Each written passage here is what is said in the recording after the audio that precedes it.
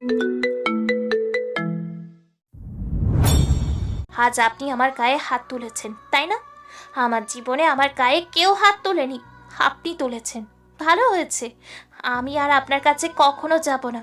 আমি আসলেই ভুল করেছি, সেই দিন বাবা মায়ের কথা না শুনে। আপনার মতো ফকিরনি রাস্তার ছেলের কাছে আমি সুখে থাকতে পারবো না। আমি আপনাকে ডিভোর্স দিয়ে দিব। ভুলেও আমাকে নিতে আসবেন না। আমাদের আর একসাথে থাকা হবে না। আমি ওই নরকে আর থাকতে পারবো না। হ্যাঁ, আমার ভালোবাসার চেয়ে বিলাসিতা প্রিয়। আপনার মতো ফকিরনির কাছে আর থাকা সম্ভব না।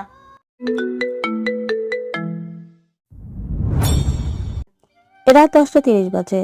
আবির টিউশনি শেষ করে ক্লান্ত শরীর নিয়ে বাসার দিকে হাঁটছে। কিছুদূর আসতেই আবির অল্প আলোতে দেখতে পায় একটা অন্ধকার গলিতে 4টা লোক একটা মেয়েকে নিয়ে সাইডে যাচ্ছে।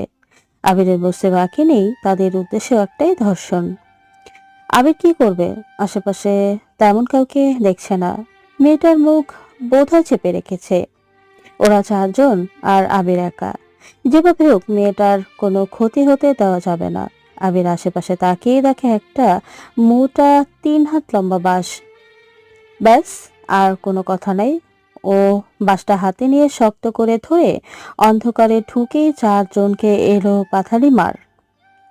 শতাংশটা আবিরের বলিষ্ঠ হাতের বাঁশের মার খেয়ে অজ্ঞান নয় পরলোক গমন করেছে কে জানে। মেয়েটা প্রচন্ড ভয় পেয়েছে, কারণ ভয়ে সে থরথর করে কাঁপছে। আর আবিরের কাণ্ড দেখেও সে অবাক।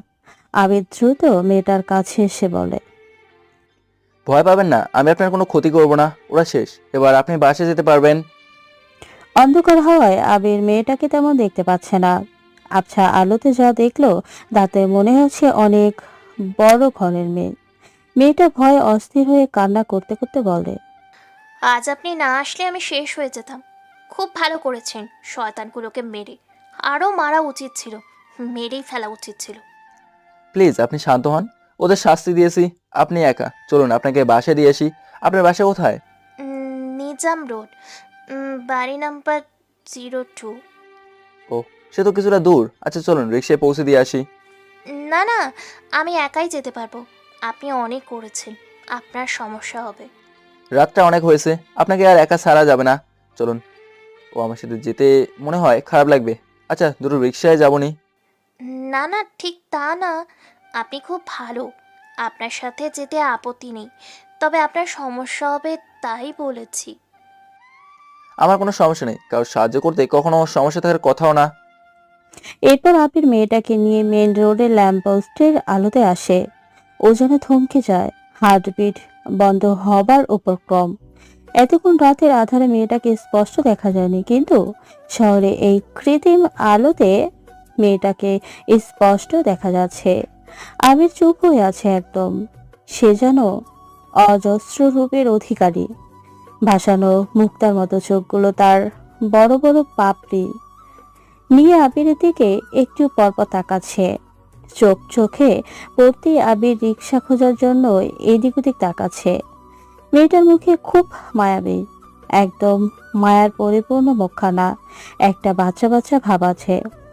একটা খালি রিক্সা পাওয়া গেল।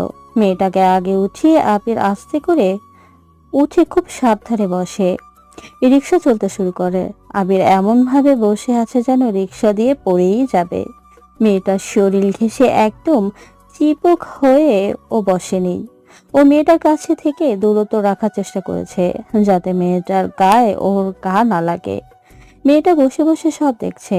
অপরিচিত ছেলেটা কি কষ্ট করছে যাতে ওর গায়ে তার স্পর্শ না লাগে। মেয়েটা আস্তে করে বলা উঠল, আপনি স্বাভাবিকভাবে বসুন। আপনাকে বিশ্বাস করেই রিকশায় উঠেছি, এত কষ্ট করতে হবে না। আপনি ফ্রি হয়ে বসুন। আবির মেয়েটার কথা শুনে চুপ করে বসে আছে। কেন জানি ও খুব লজ্জা পাচ্ছে। এরকম অসম্ভব সুন্দরী মেয়ে পাশে থাকলে কথা বলার কোনো জোর থাকে না। মেয়েটার ড্রেস আপ দেখে বোঝা যাচ্ছে সে বেশ ধনী পরিবারের। আবির অন্যদিকে তাকিয়ে আছে, নিস্তব্ধ স্বর। ওরা দুজন রিকশায়। জীবনের প্রথম আবির এমন একটা মুহূর্তে সাক্ষী হচ্ছে, তাও এক অপ্সরার সাথে। আবির বসে বসে ভাবছে, মেয়েটা এই বিপদে পড়লো কিভাবে? একবার জিজ্ঞেস করে দেখবো। যদি রাগ করে খারাপও ভাবতে পারে, তো কিন্তু জানারও অনেক ইচ্ছে হচ্ছে। না, একবার জিজ্ঞেস করেই দেখি। আবির আস্তে করে নম্রভাবে বলে উঠল। কিছু মনে না করলে জানতে পারি আপনি এই বিপদে পড়লেন কিভাবে? মেয়েটা মাথা নিচু করে কিছুটা অপরাধী ভাব নিয়ে বলে। ফ্রেন্ডের বাসায় জন্মদিনের পার্টিতে এসেছিলাম। পার্টি শেষ করে বের হতেই ও, শহরটা ভালো না, নারী পিপাসুতে ভরা। এরপর আসলে একা আসবেন না, সাথে কাউকে নিয়ে আসবেন। মেয়েটা দ্রুত সুরে বলে। আমি আমার গাড়িতেই এসেছিলাম আর গাড়িতেই যেতাম। ড্রাইভারকে 11টায় আসতে বলেছিলাম, কিন্তু আর ভালো লাগছিল না, তাই বেরিয়ে আসি। আর প্লিজ আপনি ভেঙে পড়বেন না, কিছু হয়নি তো? এরপর থেকে সাবধানে থাকবেন, তাহলে আর সমস্যা হবে না। আপনি আজ আমাকে বাঁচিয়েছেন, না হলে মারা যাওয়া ছাড়া কোনো উপায় ছিল না। আবির মেয়েটার কথা শুনে কিছুক্ষণ চুপ করে রয়, কিন্তু ভেতর থেকে কিছু একটা ওকে খোঁচাচ্ছে। তাইও আবার আস্তে করে বলে ওঠে। জীবনে এরকম হাজারটা বিপদ আসবে, সবগুলো আপনাকে লড়াই করেই যেতে হবে। হেরে যাওয়া মানে কি মৃত্যু? বরং জীবনের সাথে লড়াই করে বেঁচে থাকার আনন্দই অন্যরকম। মরে গেলেন তো সব শেষ। কি ভাবছেন মারা গেলেই বেঁচে যাবেন? কখনো না। ধরুন ওরা আপনার ক্ষতি করেই ফেললো, তাই বলে কি আপনার জীবন ওখানে শেষ? ওরা আপনার দেহকে ভোগ করছে, আপনার মনকে না। আপনার মতো মনকে পরিষ্কার ঠিক না, সেখানে কোনো দাগও নেই। তাই দেহের জন্য মরে গিয়ে কি হবে? বরং মনকে শক্ত করে এসবকে কালো অতীত ভেবে সামনে এগিয়ে যেতে হবে। অনেক মেয়ে প্রতিদিন সুইসাইড করে, তারা একবার ভাবে না পরিবারটা তাকে চায়, তার দেহকে নয়। সে নিজেকে শেষ করে দিয়ে বরং পাপের ভাগে হলো। তাই মারা যাওয়াটা সব সমস্যার সমাধান না। যদি তাই হতো তাহলে শহরটা মৃত্যুপুরী হয়ে যেত। মেয়েটা অবাক হয়ে আবিরের কথাগুলো মনোযোগ দিয়ে শুনলো। মেয়েটা মনে সাহস পাচ্ছে। সে আবিরকে বলল। আপনি খুব সুন্দর করে কথা বলেন, ভালো মোটিভেট করতে পারেন। ও কিছু না, আপনাকে বোঝালাম যে মারা যাওয়াই সব সমস্যার সমাধান না। Thank you so much. জি, আমি বুঝতে পেরেছি। আসলে মেয়েরা একটু আবেগপ্রবল হয়ে থাকে, আবেগের বশে যা তা করে ফেলে। এটাই তো ভুল। কিছু পশুর জন্য সব হারিয়ে নিজেকে শেষ করে দেওয়াটা ভুল। তার চেয়ে সে চাইলেই নতুন এক জীবন শুরু করতে পারে, এই খারাপ অতীতটাকে ভুলে। একটা মেয়ে না হয় সব ভুলে নতুন করে শুরু করলো সব, কিন্তু এই পশুগুলো, এদের কি হবে? যে যা করবে তার শাস্তি সে অবশ্যই পাবে, শুধু সময়ের অপেক্ষা। এই তো সেদিন খবরের পাতায় পড়লাম, মাইক্রো গাড়ি অ্যাক্সিডেন্ট হয়েছে, 10 জন স্পট ডেড। জানেন এই 10 জন কারা ছিল? কারা? পলাতক আসামি। কত ধর্ষণ, কত খারাপ কাজ তারা করেছে তার হিসাব নেই। খুব বিশ্রীভাবে তাদের অ্যাক্সিডেন্ট হয়েছে। তাই তো বলি, উপরওয়ালার উপর ভরসা রেখে সামনে এগিয়ে যেতে। আপনি সত্যিই খুব ভালো, অনেক ভালো বোঝাতে পারেন। তাই তো শিক্ষকতা করি। ও, আবির কিঞ্চিত হাসলো আর বলল। সে এক গোল্ডেন এগ, এত সহজে পাওয়া যায় না। আপাতত বেকার ছেলে আমি। চলে এসেছি আমরা, এটা আমার বাসা। আসুন বাবার সাথে পরিচয় করিয়ে দিই। এত বড় একটা সাহায্য করলেন। না সমস্যা নেই, এটা আমার দায়িত্ব ছিল। আর মা বাসায় একা, তাই একটু তাড়াতাড়ি যেতে হবে। আপনি ভালো থাকবেন। জি। এই দাঁড়ান, আপনার নামটাই তো বললেন না। মোহাম্মদ আবির আহমেদ। আপনার?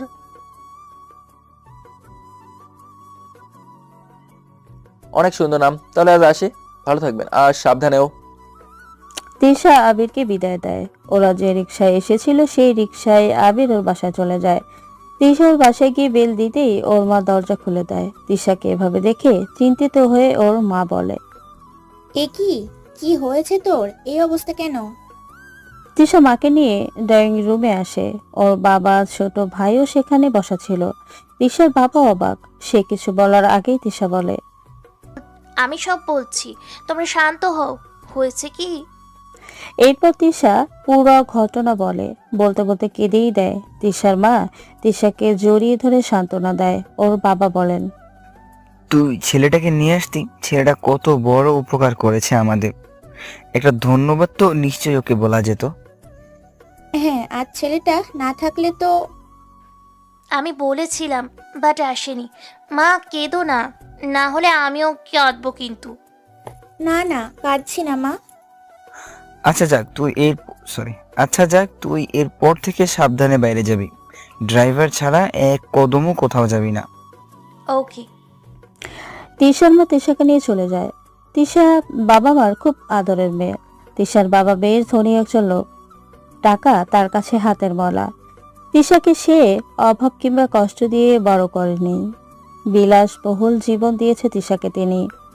তিশা এবার অনার্সে উঠেছে, বেশ সুন্দরী আর রূপবতী মেয়েও ওকে দেখলে প্রেমে পড়তে বাধ্য। আবিরও তার ব্যতিক্রম নয়। রাতের শহর, ঠান্ডা বাতাস এসে ওর মুখে লাগছে। আপি রিকশায় বসে বসে মিটমিট করে হাসছে আর তিশার কথা ভাবছে।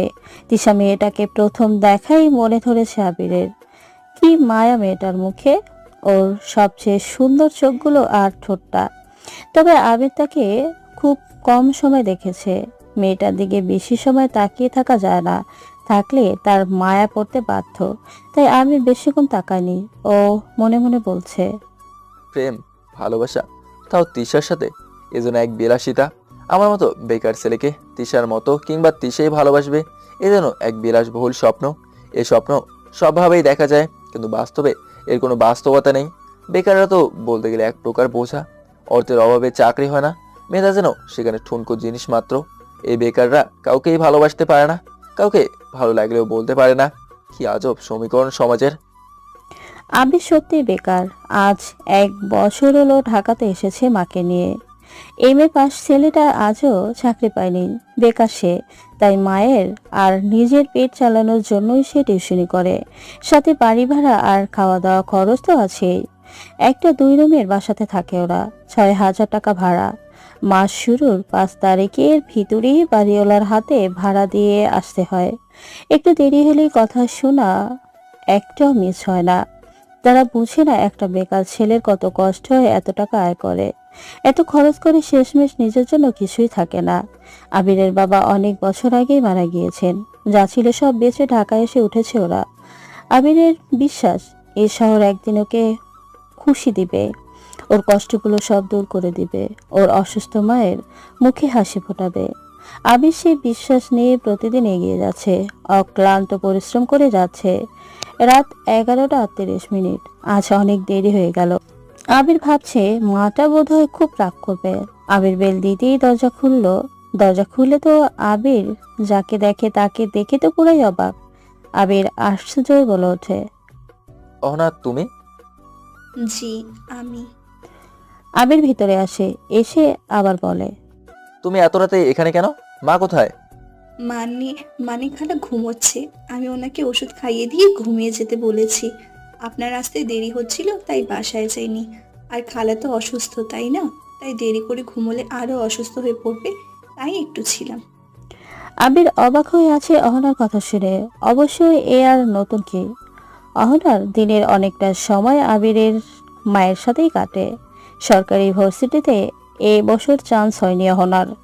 প্রাইভেটে পড়ানোর মতো ক্ষমতাও ওর বাবার নেই। তাই অহনার ইচ্ছা সামনের বছর আবার পরীক্ষা দেবে। তাই দিনের অনেকটা সময় আবিরের মায়ের কাছেই কাটায়। আবির মুখে হাসি এনে বলে, তুমি খুব ভালো একটা মেয়ে, ধন্যবাদ তোমাকে। ধন্যবাদ দিয়ে ছোট করছেন শুধু। যাই হোক, টেবিলে খাবার দেওয়া আছে, খেয়ে ঘুমিয়ে পড়বেন কেমন? আমি আসি। বলি আবুকে কিছু বলতে না দিয়ে অহনা উপরের তলায় চলে গেল। আবির 18-19 বছরের একটা যুবতী মেয়ের চঞ্চলভাবে চলে যাওয়া দেখলো। অহনা আবিদের বাসার উপরতলা মানে 2 তলায় থাকে, তাই যখন খুশি তখন চলে আসতে পারে। এরপর আবির দরজা লাগিয়ে ফ্রেশ হতে চলে যায়। যাওয়ার আগে মাকে একবার দেখে নেয়। গভীর ঘুমে অতল মা। আবিরের মায়ের শ্বাসকষ্ট আর ডায়াবেটিস রোগ আছে। ঠিকমতো না চললে অবস্থা অনেক খারাপ হয়ে যায়। ঔষধের উপর জন্য বেঁচে থাকতে হয়।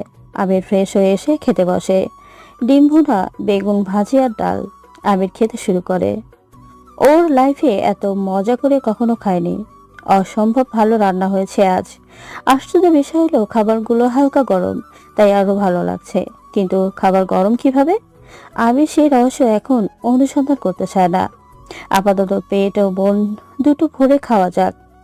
আবিরের মন চাচ্ছে মাকে উঠিয়ে ধন্যবাদ দিতে এত মজা করে রান্না করার জন্য। এরপর খাওয়া দাওয়া শেষ করে প্লেট আর বাকি যা ছিল ধুয়ে মুছে পরিষ্কার করে রেখে আবির নিজের রুমে আসে। এসে পড়ার টেবিলের কাছে গিয়ে টেবিল ল্যাম্পটা জ্বালাতেই একটা কাগজ দেখে। সেটা খুলে দেখে সেখানে লেখা, রাত না জেগে ঘুমিয়ে পড়ুন, শরীর খারাপ হবে। আবির চিরকুটটা পরে হেসে দেয়। ও ভাবছে, এই অহনা মেয়েটা কেমন অদ্ভুত, তাকে ঠিক বোঝা যায় না কিসের পাগলামি যে করে মেয়েটা।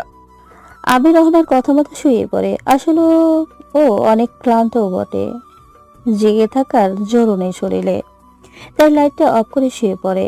নিস্তব্ধ রাত, মাথার উপর ফ্যানটা তার আপন গতিতে ঘুরছে। আবির মাথাটা নিচে দুই হাত দিয়ে ডিম লাইটের আলোতে তা দেখছে।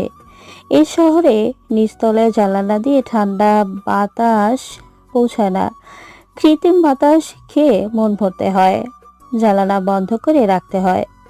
তখনও চোরের ভয় বা কখনো মশামাছি। এই বন্ধ জানালা আবিরকে মনে করিয়ে দেয় কতটা অসহায়। তবে এসব ভাবনার মাঝে আজ একটা সুন্দর ভাবনা যোগ হয়েছে, যার জন্য বিষাক্ত এই ভাবনাগুলো আর প্রাধান্য পাবে না।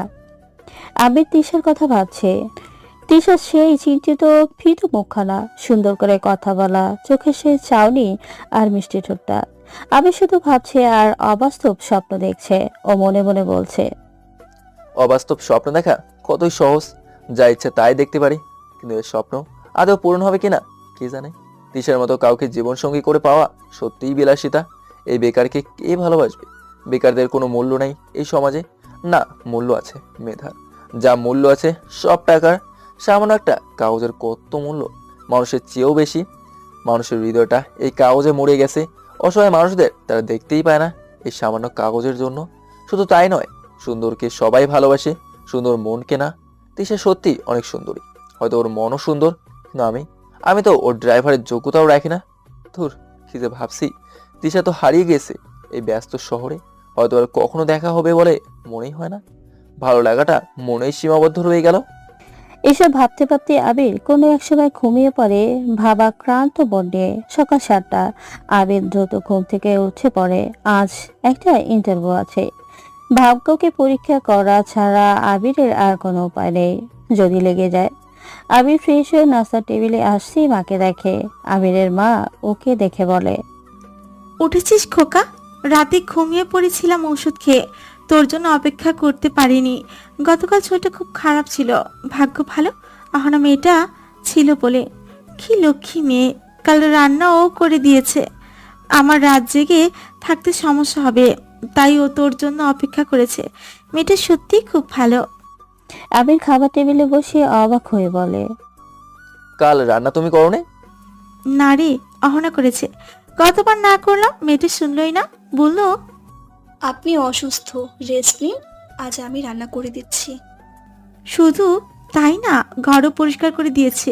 কি রকম লাগে বল? আবির মনে মনে বলে, তাই তো বলি, আমার সবকিছু এত সুন্দর করে গোছানো, আবার আয়রন করা, বাহ। মেয়েটা অনেক ভালো। শ্বশুরবাড়ি যাওয়ার আগে এখান থেকে ট্রেনিং নিচ্ছে মনে হয়।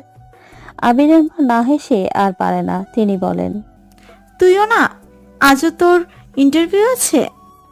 হ্যাঁ যাই, দেখি ভাগ্য পরীক্ষা করে, জানে ফলাফল শূন্য, তাও পরীক্ষা করতে দোষ কি? আল্লাহ ভরসা, তোর ভালো হবে, হতাশ হোস না।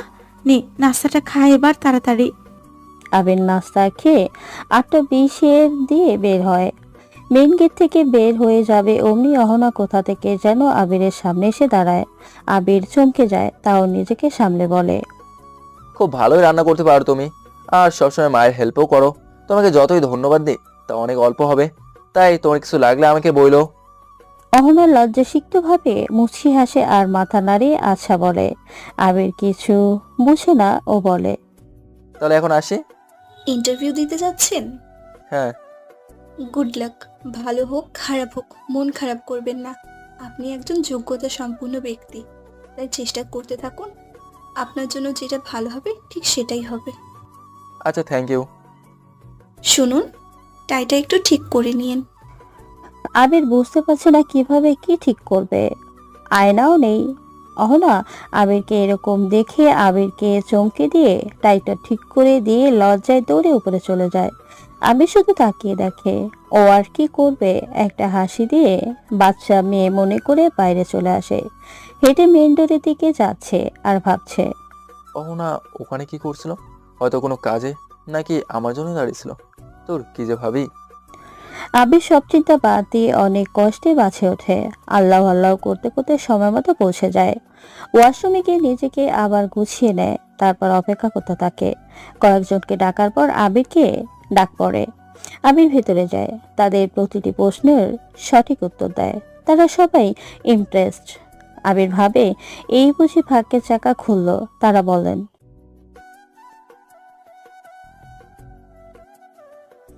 আবির তো খুব খুশি, মনে মনে বলে।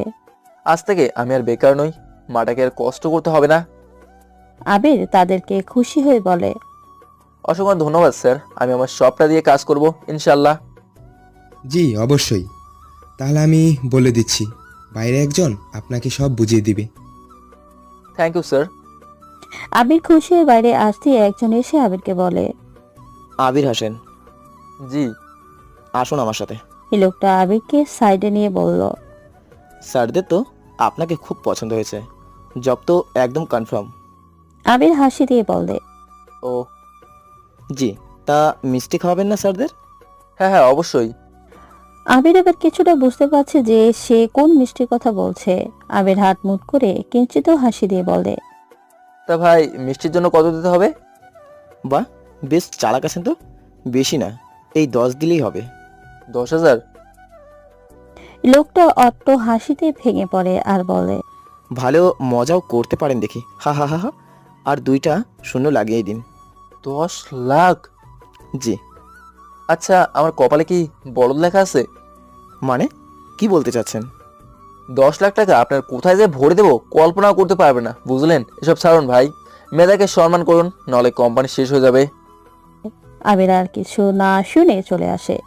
লোকটা নিজেই বোধহয় বলদ হয়ে দাঁড়িয়ে আছে। আবিরের মাথা খুব গরম হয়ে গিয়েছে। ওর মন চাচ্ছে শালার আর চাকরি করবে না, সারা জীবন বেকারই থাকবে। কিন্তু পরক্ষণই অহনার কথাটা মনে পড়ল। আবির ভাবে ওর তো যোগ্যতা আছে, হেরে গেলে তো হবে না। কিন্তু এখন ওর মাথা ঠান্ডা করা প্রয়োজন। তাই মাথা ঠান্ডা করার জন্য চায়ের দোকানে বসে 1 কাপ চা খায়। খেতে খেতে দেখে একটা বৃদ্ধ রাস্তা পার করার জন্য অনেকক্ষণ যাবৎ চেষ্টা করছে, কিন্তু পাচ্ছে না। কেউ সাহায্যের জন্য আসছে না। আবিরের খারাপ লাগে। দ্রুত চাটা শেষ করে বিল দিয়ে বৃদ্ধার কাছে এগিয়ে যায়। চাচা আসেন, আমি এই রাস্তাটা পার করে দিচ্ছি। বৃদ্ধের চোখে মুখে যেন প্রশান্তির লক্ষ্য করা গেল। রাস্তা পার করে দিতেই বৃদ্ধা আবিরের মাথায় হাত বুলিয়ে দিয়ে বলে, আল্লাহ তোমার মঙ্গল করুন, তোমার সব ইচ্ছা পূরণ করুন। আমিন। বৃদ্ধা চলে যেতে হঠাৎ পিছন থেকে কে একজন বলে ওঠে, মানুষের সাহায্য করতে আপনার অনেক ভালো লাগে, তাই না? আবির পিছে ফিরে অবাক। ও বলে ওঠে, আরে আপনি এখানে? জি আমি। কেমন আছেন? আলহামদুলিল্লাহ ভালো, আপনি? জি ভালো। বৃদ্ধ লোকটাকে হেল্প করলেন দেখলাম। কাল ভেবেছিলাম মেয়ে মানুষ দেখে হিরো সেজেছেন, বাট না, আপনি সত্যিই খুব ভালো মানুষ। আবির কি বলবে ভেবে পাচ্ছে না, লজ্জা পাচ্ছে।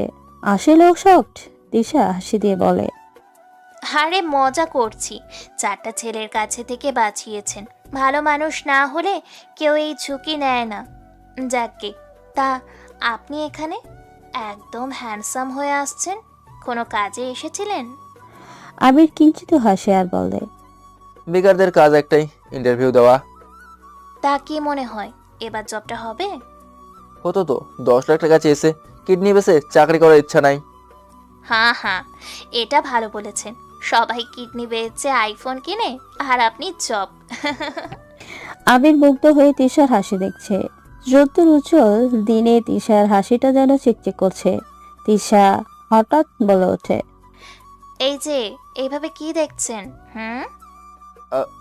না মানে আপনি এখানে একা? একা না, ওই যে ড্রাইভার আঙ্কেল, শপিংয়ে এসেছিলাম। ও খুব ভালো। আচ্ছা তাহলে আমি আসি, ভালো থাকবেন। আরে আরে কই যাচ্ছেন, দাঁড়ান। আজ আর কোথাও যাওয়া হবে না। কাল আমার এত বড় একটা উপকার করেছেন, একটা ট্রিট তো নিতেই হবে আপনাকে। ঋণ শোধ করছেন? মোটেও না, আপনার এই ঋণ কখনো শোধ হবে না। শুধু আপনাকে একটু খুশি করার জন্য। প্লিজ না করবেন না, না হলে কষ্ট পাবো। তিশার এভাবে বলায় আবির আর না করতে পারে না। আবির রাজি হয়, তিশা বেশ খুশি হয়। তিশা আবিরকে নিয়ে গাড়িতে করে ওর সবচেয়ে পছন্দের ক্যাফেটেরিয়ায় নিয়ে যায়। আবির সেখানে গিয়ে তো অবাক, এরকম জায়গায় ও আগে কখনো আসেনি। কারণ এরকম জায়গায় খাওয়া দাওয়া করার সামর্থ্য ওর নেই। বেশ দামি জায়গা, আপনি শুধু শুধু এসব করছেন। আরে আমি এমনি এখন এখানে আসতাম, আপনাকে পেয়ে আরো ভালো হয়েছে। আবিরের মনে একটা প্রশ্ন ঘুরপাক কাছে, করবে কি করবে না ভাবছে, তাও আস্তে করে বলে ফেললো, যদিও প্রশ্নটার উপর ওর মুড ডিফেন্ডেড করবে এখন। উত্তর ওর মনের মতো না হলে শেষ। আবির বলল, আপনার বিএফকে যে সাথে দেখছি না, সেও কি আসছে? দিশা আবিরের প্রশ্ন শুনে খুব হাসছে, খুব। আবির ভাবাচাকা খেয়ে বসে আছে তিশার হাসি দেখে। ও ভাবছে এটা তো হাসির কোনো প্রশ্ন ছিল না তাহলে। তিশা বলে ওঠে, বিএফ এখনো বানাইনি, মনের মতো কাউকে পাইনি আর কি। আবির হাঁপ ছেড়ে বাঁচে। আবির জানে তিশা হয়তো কখনো ওর হবে না, তাও ভালো লাগার মনের মতো মানুষটা যদি আগে থেকেই অন্য কারো হয়ে থাকে সেটা মেনে নেওয়া খুব কঠিন। তিশা সিঙ্গেল শুনে আবির অনেক খুশি। আবির আজ সত্যি অনেক খুশি। ও ভেবেই পাচ্ছে না কি সব যে হচ্ছে। তিশাকে আবার এভাবে ফিরে পাওয়া সত্যি অকল্পনীয় ব্যাপার। আবির না চাওয়া সত্ত্বেও বলে, জি, দোয়া করলাম যেন খুব দ্রুত পেয়ে যান। দেখা যাক, ওয়েট অর্ডারটা করি। বলুন কি কি খাবেন? এক গ্লাস পানি, আর কিছু না। আপনাকে ধোলাই দেওয়া লাগবে, এখানে পানি খেতে আসছি। বলেন কি কি খাবেন? তিশার ধমকে আবির একদম চুপ হয়ে যায়। উত্তরে আস্তে আস্তে বলে, না মানে আমি তো চিনি না কিছু, আপনার ইচ্ছা মতো অর্ডার করুন। ওকে, আমার পছন্দের খাবারগুলোই আপনাকে আজ খাওয়াবো।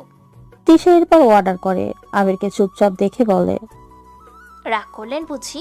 আচ্ছা সরি, মজা করেছি। না না, আমি কিছু মনে করিনি। সত্যি তো?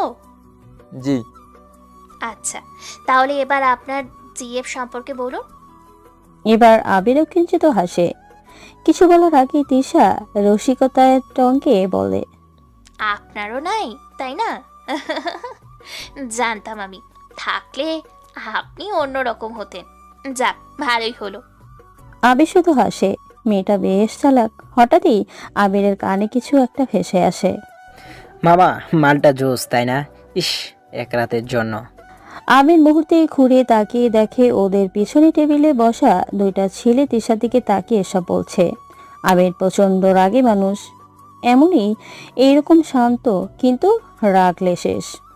আবির তিশার দিকে তাকায়। তিশা কিছু বুঝতে পারছে না। হঠাৎ আবিরের মুখ একদম লাল হয়ে গিয়েছে। কেন? মামা দেখ ওর বউ। আবির ঠাস করে এক লাফে উঠে পেছনে ওই ছেলেদের কাছে গিয়ে যে ছেলেটা উল্টোপাল্টা কথা বলেছিল ওর কলার ধরে টেবিলে রাখা ছুরিটা হাতে নিয়ে ওই ছেলেটার গলার থেকে প্রচন্ড রাগীভাবে বলে, বল এবার কি যেন বলছিলে, বল। ওই ছেলের সাথে থাকা অন্য ছেলেটা আবিরের এভাবে দেখে ভয়ে সে কি দৌড়। তিশা সহ অন্যরা স্তব্ধ হয়ে আছে আবিরকে দেখে। আর এই ছেলেটা ভয়ে রীতিমতো কাঁপছে। আবির আবার রাগীভাবে বলে, মেয়েদের নিয়ে খারাপ কথা কস না, এই ছুরি দিয়া জিব্বা কাটে ফেলবো আজকে তোর। ভাই মাফ করে দেন, ভুল হয়ে গেছে, আর জীবনেও এমন হবে না। আবিরকে এভাবে দেখে ক্যাফের ম্যানেজার আরো অনেকে এসে পড়ে। স্যার কি হয়েছে? উনি কি করেছে? জানোয়ার, সেই কখন থেকে ওনার নামে খারাপ খারাপ কথা বলে আসছে। ও টেস্ট করতেছে, ওরা আজকে মেরেই ফেলবো। স্যার প্লিজ শান্ত হন, আমরা কি পুলিশের হাতে তুলে দিচ্ছি, আপনি প্লিজ শান্ত হন। না, এদিকে আয়। আবির ছেলেটাকে টেনে দিশার সামনে এনে বলে, মাপ চা, বল আজকে থেকে সব মেয়ে আমার বোনের মতো। আপু মাফ করে দেন, বল। ছেলেটা কান্না করতে করতে আকুতি মিনতি করে বলে, আপু প্লিজ মাফ করে দিন, আজ থেকে সব মেয়ে আমার বোন। ভাই মাফ করে দেন। এরপর আবির ছেলেটাকে ছাড়ে। ছেলেটা কোনো রকম সেখান থেকে পালিয়ে যায়। আবিরের এই কাণ্ড দেখে সেখানে উপস্থিত সবাই হাততালি দেয়। ম্যানেজার বলে, স্যার শান্ত হন, এই তাড়াতাড়ি স্যারের জন্য একটা কোল্ড ড্রিঙ্ক নিয়ে আসো। স্যার ছুরিটা। ও নিন।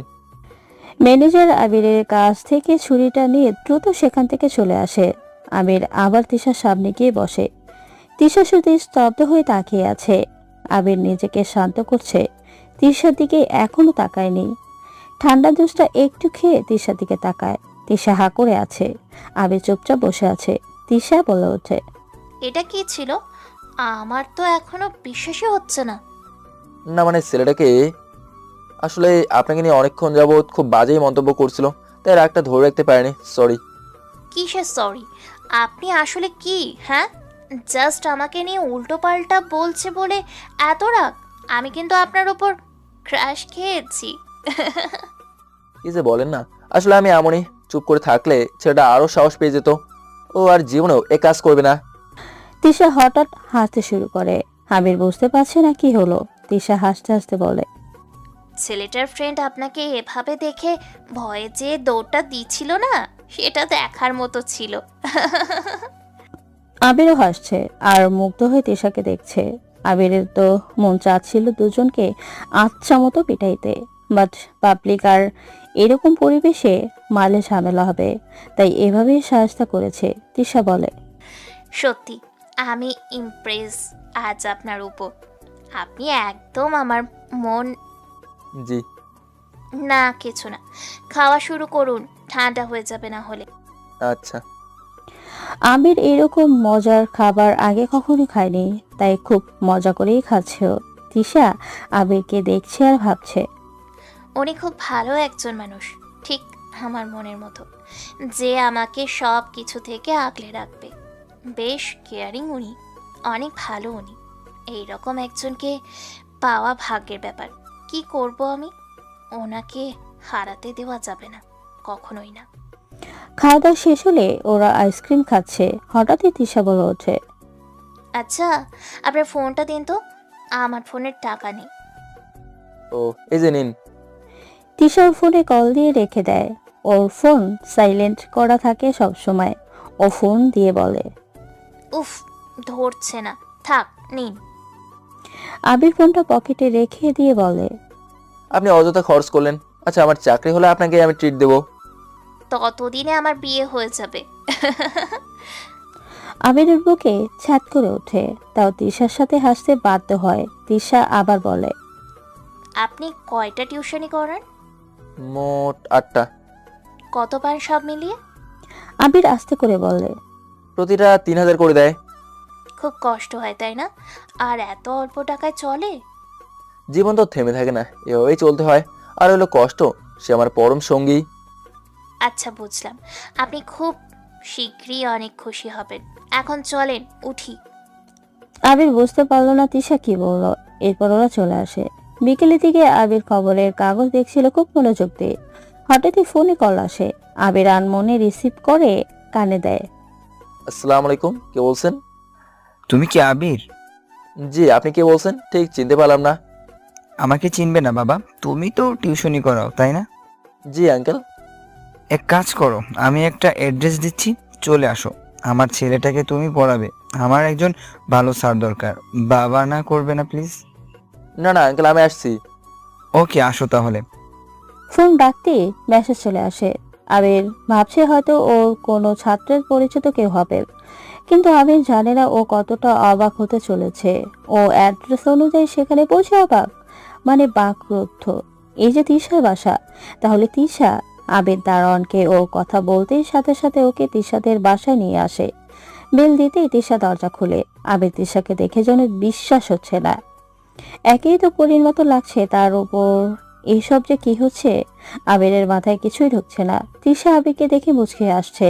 ও ভেতরে আসতেই তিশা ওকে নিয়ে ওর বাবার কাছে ড্রয়িং রুমে চলে যায়। এসেছো, বসো বসো। আসসালামু আলাইকুম। ওয়ালাইকুম আসসালাম। তিশা তোমার কথা সব বলেছে, তুমি আমার মেয়েটার জীবন বাঁচিয়েছো। সত্যি আমি ঋণী তোমার কাছে। আরে না না আঙ্কেল, কি যে বলছেন, মোটেও না, এটা আমার দায়িত্ব ছিল। যাই হোক, তুমি আমার ছেলেটাকে পড়াবে। একদম পড়াশোনা করতে চায় না, সপ্তাহে প্রতিদিন ওকে পড়াবে তুমি। কিন্তু আঙ্কেল, আমার যে অন্য টিউশনি আছে। হ্যাঁ জানি তো, ওগুলো ছেড়ে দাও, শুধু আমার ছেলেকে পড়াবে। বেতন নিয়ে একটু ভাববে না। 3500 টাকা দিব মাসে। অবশ্য এটাও কম, আস্তে আস্তে আরো বাড়াবে। আবির চোখ বড় বড় করে তাকিয়ে আছে। তিশা মুচকি হাসছে। আবির বলে, আঙ্কেল এটা অনেক বেশি, মানে সত্যি অনেক, এত দিতে হবে না, আপনি কমিয়ে দিয়েন। আস্তে আস্তে আরো বাড়বে। আরে এটা সামান্য, আমার ছেলে যে দুষ্টু, এটা ওকে পড়ানোর জন্যই পারিশ্রমিক, তুমি গ্রহণ করো। আবির তিশার দিকে তাকায়। তিশা ইশারায় হ্যাঁ বলতে বলে। আবির ভাবে, তিশাকে এক নজর কাছ থেকে দেখতে পাওয়া যাবে, সাথে ভালো বেতনও। আলাপদায় মুখ তুলে চাইলেন, আচ্ছা আঙ্কেল, আমি রাজি। আমি টানা 3-4 ঘন্টা পড়াবো, পরিশ্রম করে পারিশ্রমিক নিতে চাই। আচ্ছা আচ্ছা, সত্যিই তুমি খুব ভালো ছেলে। দাঁড়াও, তোমার ছাত্রের সাথে পরিচয় করিয়ে দিই। নিলয়, নিলয়, এদিকে আয়। নিলয় অন্য রুম থেকে চলে আসে। তিশার বাবা বলে, ও এবারে ক্লাস 7-এ পড়ে, খুব দুষ্ট। নিলয়, এটা তোর নতুন স্যার, সালাম দে। আসসালামু আলাইকুম স্যার। ওয়ালাইকুম আসসালাম। কাল থেকে স্যারের কাছে পড়বি। আচ্ছা। তাহলে তুমি কাল থেকে এসো। জি অবশ্যই, আমি সকাল 7টায় আসবো। সকালে পড়লে ওর জন্য ভালো হবে। একদম ঠিক বলেছ। বাবা, এত সকালে? আমার ঘুম। অনেক ঘুমিয়েছিস, এবার পড়াশোনা কর। ওকে। আঙ্কেল তাহলে আমি আসি। আচ্ছা ঠিক আছে, কাল চলে এসো সময় মতো। ওকে। আবির চলে আসতে নিলে তিশাও আবিরের সাথে আসে। বাইরে এসে বলে, কি খুশি তো? অনেক বড় একটা উপকার করলেন। নিলয়কে পড়িয়ে আমার সাথে আড্ডা দিবেন কিন্তু, ঠিক আছে? আচ্ছা দেব।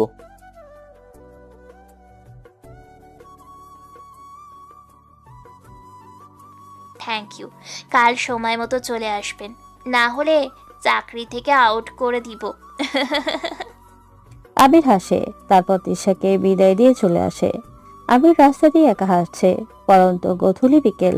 আবির হাঁটছে আর মনে মনে বলছে, তুমি কল্পনার জগৎ থেকে ঝড়ের বেগে এলে আমার বাস্তব জীবনে। তুমি মিষ্টি হাসি নিয়ে মধুর আবেশে মুগ্ধতা সরলে আমার শূন্য হৃদয়ে। আবির বাসায় ফিরে আসে। আসতেই ওর মা ওকে প্রশ্ন করে, কি রে খোকা, তখন তড়িঘড়ি করে কই চলে গিয়েছিলি? আমাকে কিছু বলিও না। আবির চুপচাপ মন খারাপের মতন করে ফ্রেশ হয়ে এসে মায়ের সামনে বসে। আবিরের মার খুব চিন্তা হচ্ছে। সে আবার বলে, দেখ বাবা, কিছু হলে আমাকে বল, চিন্তা হচ্ছে কিন্তু। এবার আবির আস্তে আস্তে বলে, মা, 35,000 টাকার একটা চাকরিই পেয়েছি। আবিরের মা তো পুরো অবাক। তিনি সাথে সাথে অনেক খুশি হয়ে যান আর বলেন, কি বলিস, সত্যি? কিভাবে, কোথায় পেলি এত বেতনের চাকরি? এরপর আবির ওর মাকে সেই প্রথম থেকে সব খুলে বলল। ওর মা ওর মাথায় হাত বুলিয়ে দিয়ে অমূল্য মুক্ত ছড়া হাসি দিয়ে বলল, খুব ভালো করেছিস মেয়েটাকে বাঁচিয়ে, সবসময় এভাবেই থাকবি। কিন্তু বাবা, তুই এতগুলো টিউশনি ছেড়ে একটা টিউশনি করবি, এতটা খারাপ দেখায়? এটা তো খারাপ দেখায়, মানুষ ভাববে তুই লোভী। টাকার লোভ দেখিয়ে তোকে কিনে নিয়েছে তিশার বাবা। আচ্ছা মা, আমি টিউশনি করিয়ে মাত্র 24,000 টাকা পেতাম, যা থেকে ভাড়া আর বিদ্যুৎ ও গ্যাস বিল সহ মোট 8,000 টাকা কেটে যেত। থাকতো 16,000 টাকা। সেখান থেকে পুরো মাসে বাজার 7,000, তোমার ওষুধ 5,000 টাকা, হাতে থাকে মাত্র 4,000 টাকা। এ টাকা যায় গাড়ি ভাড়া আর টুকটাক খরচে। তোমাকে যে একটা নতুন শাড়ি কিনে দেবো তাও পারি না কিছু টাকা সেভ করতে। দিন দিন সবকিছুর মূল্য বেড়েই যাচ্ছে। 24,000 টাকা দূর থেকে বড় মনে হলেও 30 দিনে সেটা ভেঙে শূন্য হয়ে যায়। তো এই সুবর্ণ সুযোগে আমি কিভাবে হাতছাড়া করি বলো? আর হইলো লোভ, আমাকে 30 দিনই পড়াতে হবে, দিনে 3-4 ঘন্টা। তাহলে এর জন্য কি একদিনে 1200 টাকা মূল্য পড়ে না? আমি পরিশ্রম করেই টাকা নেব, এসব কিছু ভেবেই রাজি হয়েছি। আর একটা কারণ হলো তোমার কাছে থাকতে পারবো অনেক সময়। আগে 8টা টিউশনি করতে গিয়ে অনেক ব্যস্তই থাকতাম, এখন শুধু একটা। তাহলে বলো আমি কি ভুল করছি? আবিরের মা অবাক হয়ে আছে। তিনি অবাক সুরে বললেন, তুই এত কিছু ভেবেছিস? আমি শুধু ভাবতে পারলাম না। একজন মধ্যবিত্তের ইনকাম 24,000 টাকা না মা, এর চেয়ে রিক্সাওয়ালা বেশি ইনকাম করে। প্রতিদিন 1,000 টাকা ভাড়া পেলে মাসে 30,000 টাকা। তাহলে তো রিক্সাওয়ালাও মধ্যবিত্ত। জানো মা, এই 8 জনের সবাই কিন্তু ঠিক মতো বেতন দেয় না। অনেকে এটা ওটা বলে ঘোরায়, খুব খারাপ লাগে বারবার বেতন চাইতে। না চাইলে দিতেই চায় না। তো এত কিছু ভেবেই রাজি হওয়া।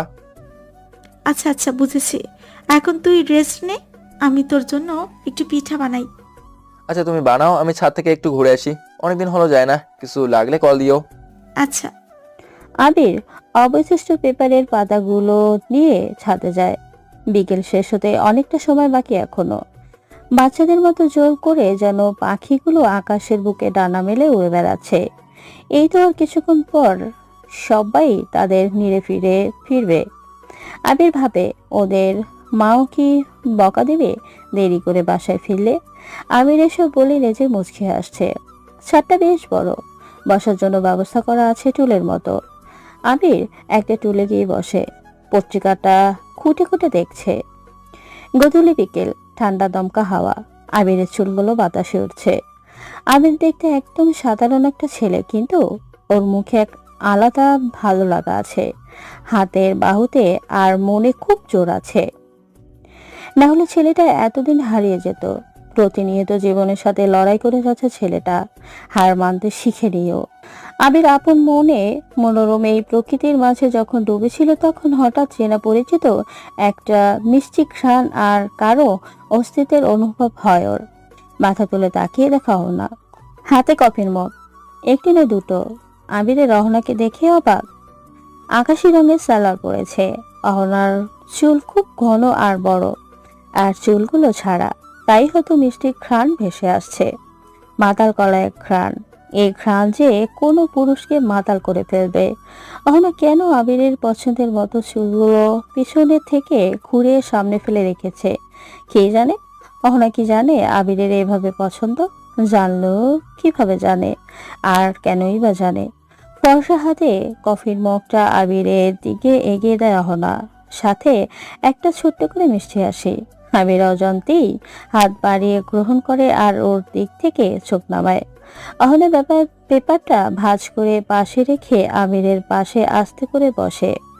আবির ততক্ষণে কফির মগে চুমুক দিয়েছে। অহনা আবিরের দিকে তাকাতেই আবির বলে, বেশ ভালো কফি বানিয়েছো, এত গুণ তোমার, বাহ, স্বামী অনেক হ্যাপি হবে তোমার। আবির পরন্ত বিকেলের আলোতে স্পষ্ট খেয়াল করে অহনার গাল দুটো লাল আভা ধারণ করেছে। চোখ মুখ লুকানোর ব্যর্থ চেষ্টা করছে, মানে সে লজ্জা পেয়েছে। আবির হাসতে হাসতে কফির মগে আর একটা চুমুক দিয়ে বলে, এত লজ্জা পেতে হবে না, সত্যিই বলেছি, দেখো তুমি। অহনা কফির মগে প্রথম চুমুকটা দিয়ে বলল, আজ হঠাৎ ছাদে আসলেন? খুব কম আসেন তো আপনি, তাহলে আজ? কারণ তো একটা আছে, শুনলে তুমি খুশি হবে। কি কি বলো না প্লিজ, আমি শুনবো। বলছি আমি একটা নতুন টিউশনি পেয়েছি। মাসে 30 দিনই পড়াবো, 3-4 ঘন্টা করে। বেতন কত জানো? কত কত? 35,000 টাকা। ওয়াও, খুব ভালো। তাহলে বাকি টিউশনিগুলো? ছেড়ে দিব, এটা এক প্রকার জবের মতোই, তাই মন দিয়ে এই কাজটা করবো। ছাত্রকে ক্লাসের ফার্স্ট বয় বানাবো। যাক, আপনার জন্য খুব ভালো হলো, খুব খুশি হয়েছি।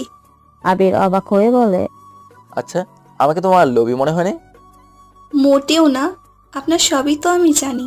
খুব কষ্ট করে চলতে হতো, এখন না হয় একটু আরাম পাওয়া যাবে। তুমি সত্যিই আমাকে বোঝো। আমি এতটুকু বলতে পারি, তুমি নিঃসন্দেহে একজন ভালো গুণবতী মেয়ে। প্লিজ আর লজ্জা দিবেন না, আমি খুব সাধারণই, এত গুণ নেই আমার। আবিরের কফির মগটা রেখে একটু হাঁটাহাঁটির জন্য ওঠে। অহনা কি মনে করে যেন আবিরের মগ থেকে এক চুমুক কফি খেয়ে নেয়। লিপস্টিক লাগায়নি ওই মায়াবী ঠোঁটে, তাই দাগ লাগার ভয়টাও নেই। আবির হেঁটে এসে বসে কফিটা শেষ করে বলে, এই যে তোমার মগ, কফিটা খুব মজার ছিল, এখন আরো ভালো লাগছে। মা নিচে একা, আমি এখন যাই, তুমি থাকবে? অহনা মাথা নাড়িয়ে না বলে। আবির বলে, আচ্ছা তাহলে চলে এসো, আমি আসি। অহনা একটা মিষ্টি হাসি দিয়ে আচ্ছা বলে। আবির নিচে চলে আসে। অহনার কফির দিকে তাকিয়ে আছে। ও কিছু হয়তো ভাবছে, যা ও ছাড়া কেউ জানে না। রাত 11:23। আবির পড়া টেবিলে বসে পড়ছে। পড়ালেখার কোনো শেষ নেই, শেষ নিঃশ্বাস পর্যন্ত পড়াশোনা করা যায়। বিদ্যা মানুষের জ্ঞান প্রতিনিয়ত বিকশিত করে। যে যত পড়বে তার জ্ঞান তত বাড়বে। আবির গভীর মনোযোগ দিয়ে জ্ঞান আহরণ করেছে। আজকের মতো যখন পড়া শেষের পথে, ঠিক তখনই আবিরের ফোনে কল আসে। ও রিসিভ করে বলে, আসসালামু আলাইকুম, কে বলছেন? বলুন, কে হতে পারি আমি? আবির কাছে কণ্ঠটা পরিচিত মনে হচ্ছে। ও অজান্তেই বলে, তিশা। বাবা, 2 দিনের কণ্ঠ মনে বসে গিয়েছে। বা এগে মাম ইমপ্রেস। না না, তেমন কিছু না। হ্যাঁ হ্যাঁ, সবই বুঝি। যাই হোক, আজ সারপ্রাইজটা কেমন লাগলো? অসম্ভব ভালো, সত্যি অনেক বড় একটা উপকার করেছেন আমার। অসংখ্য ধন্যবাদ দিলেও কম হবে। ও, আর আপনি যে আমার উপকার করেছিলেন তা কি কম? আরে ওটা কিছু না। তাহলে এটাও কিছু না। আপনি যে এত রাগী আমি ভাবতেও পারিনি। আচ্ছা, আমাকে এভাবে সবসময় প্রোটেক্ট করবেন তো? আবির তিশার কথায় অবাক হয়ে যায়। ও বলে, জি, কি বললেন? না না, কিছু না। আচ্ছা, কাল তাড়াতাড়ি আইসেন, গল্প করব আপনার সাথে। একা একা ভালো লাগে না। আপনি আবার একা? কত ফ্রেন্ড আপনার? ফ্রেন্ডের সাথে কি প্রেম? যাক, রাখেন এগুলো। এখন ঘুমাবো, খুব ঘুম পাচ্ছে। আপনি ঘুমাবেন কিন্তু, না হলে চাকরি নট। আচ্ছা আচ্ছা, ঘুমাবো, এই যে ঘুমিয়ে পড়ছি। হ্যাঁ হ্যাঁ, মজা করেছি, একদম রাগ করবেন না। ঘুম আসলে ঘুমিয়ে পড়লেন। বাই। বাই। তিশা ফোন রেখে দেয়। আবিরের কেন জানি খুব ভালো লাগছে। ওর মনে হচ্ছে তিশারও ওকে ভালো লেগেছে, কিন্তু পরক্ষণেই আবির ভাবছে ভালো লাগা থেকে ভালোবাসার শুরু, কিন্তু এই ভালোবাসার অনেক জটিলতা আছে। তিশা ধনী আর আমি গরিব, কোনোদিন সম্ভব না। ওর বাবা কোনোদিনও মানবে না, কোনোদিনও না। ভালো লাগা আর ভালোবাসা দুটোই আমার মনের মাঝে থাক, দূর থেকে না হয় ভালোবাসি। রাতটা শেষ হয়। ভোরের আলো জানালা দিয়ে ঘরে প্রবেশ না করলেও সকাল ঠিকই হয়েছে। আবির দ্রুত উঠে ফ্রেশ হয়ে চলে যায় তিশাদের বাসায়। নীলা রেডি হয়ে বসেছিল। আবির বেল দিতেই তিশার মা দরজা খুলে। আসসালামু আলাইকুম আন্টি। ওয়ালাইকুম আসসালাম। তুমি আবির, তাই না? নিলয়ের স্যার। জি আন্টি। আসো আসো। নিলয় উঠে বসে আছে। এরপর আবির নিলয়কে পড়ানো শুরু করে। তিশার সাথে এখনো দেখা হয়নি। 10টা বাজতেই গুড মর্নিং স্যার। আবির পাশে তাকাতেই দেখে তিশা নাস্তা হাতে দাঁড়িয়ে আছে। আবির কিঞ্চিত হাসে। তিশা নাস্তাটা রাখে। তিশা বলে, নিলয়, যা নাস্তা করে আয়, মা ডাকছে। নীলা যেন অপেক্ষায় ছিল। তিশা বলার সাথে সাথেই উঠে পড়ে দৌড়। আবির অবাক হয়ে তাকিয়ে আছে। কই, নাস্তা খান, শুরু করুন।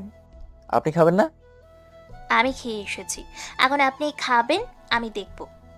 আমি তো বাসায় নাস্তা করতাম, আবার আপনারা যে কেন কষ্ট করতে গেলেন? উফ, আপনি খাবেন নাকি? খাচ্ছি খাচ্ছি। আবির লজ্জা দিয়ে খাচ্ছে, আর তিশা তাকিয়ে তাকিয়ে দেখছে। মুগ্ধ হয়ে দেখছে। কাউকে খেতে দেখলেও যে এত ভালো লাগে তিশা জানা ছিল না। এরপর খাওয়া দাওয়া শেষ হলে তিশা বলে, আপনি বসেন, আমি রেডি হয়ে আসছি। কেন? আপনাকে নিয়ে ঘুরতে যাব। কোথায়? আছে আমার একটা পছন্দের জায়গা, বসেন, আসছি। এরপর পাক্কা 30 মিনিট পর তিশা অসম্ভব সুন্দরভাবে সেজে গুজে আবিরের কাছে আসে। আবির তিশাকে দেখে অপলক দৃষ্টিতে তাকিয়ে আছে। হাঁ করে পরে দেখবেন, এখন চলেন। আবির লজ্জা পায়। তারপর তিশার সাথে বেরিয়ে পড়ে। ওরা গাড়িতে করে আগে একটা শপিং মলে যায়। আমরা এখানে? আপনাকে কিছু কিনে দিই, চুপ করে নিবেন, কোনো কথা বলবেন না। না না, এসব লাগবে না প্লিজ। আমি কিন্তু খুব রাগ করব।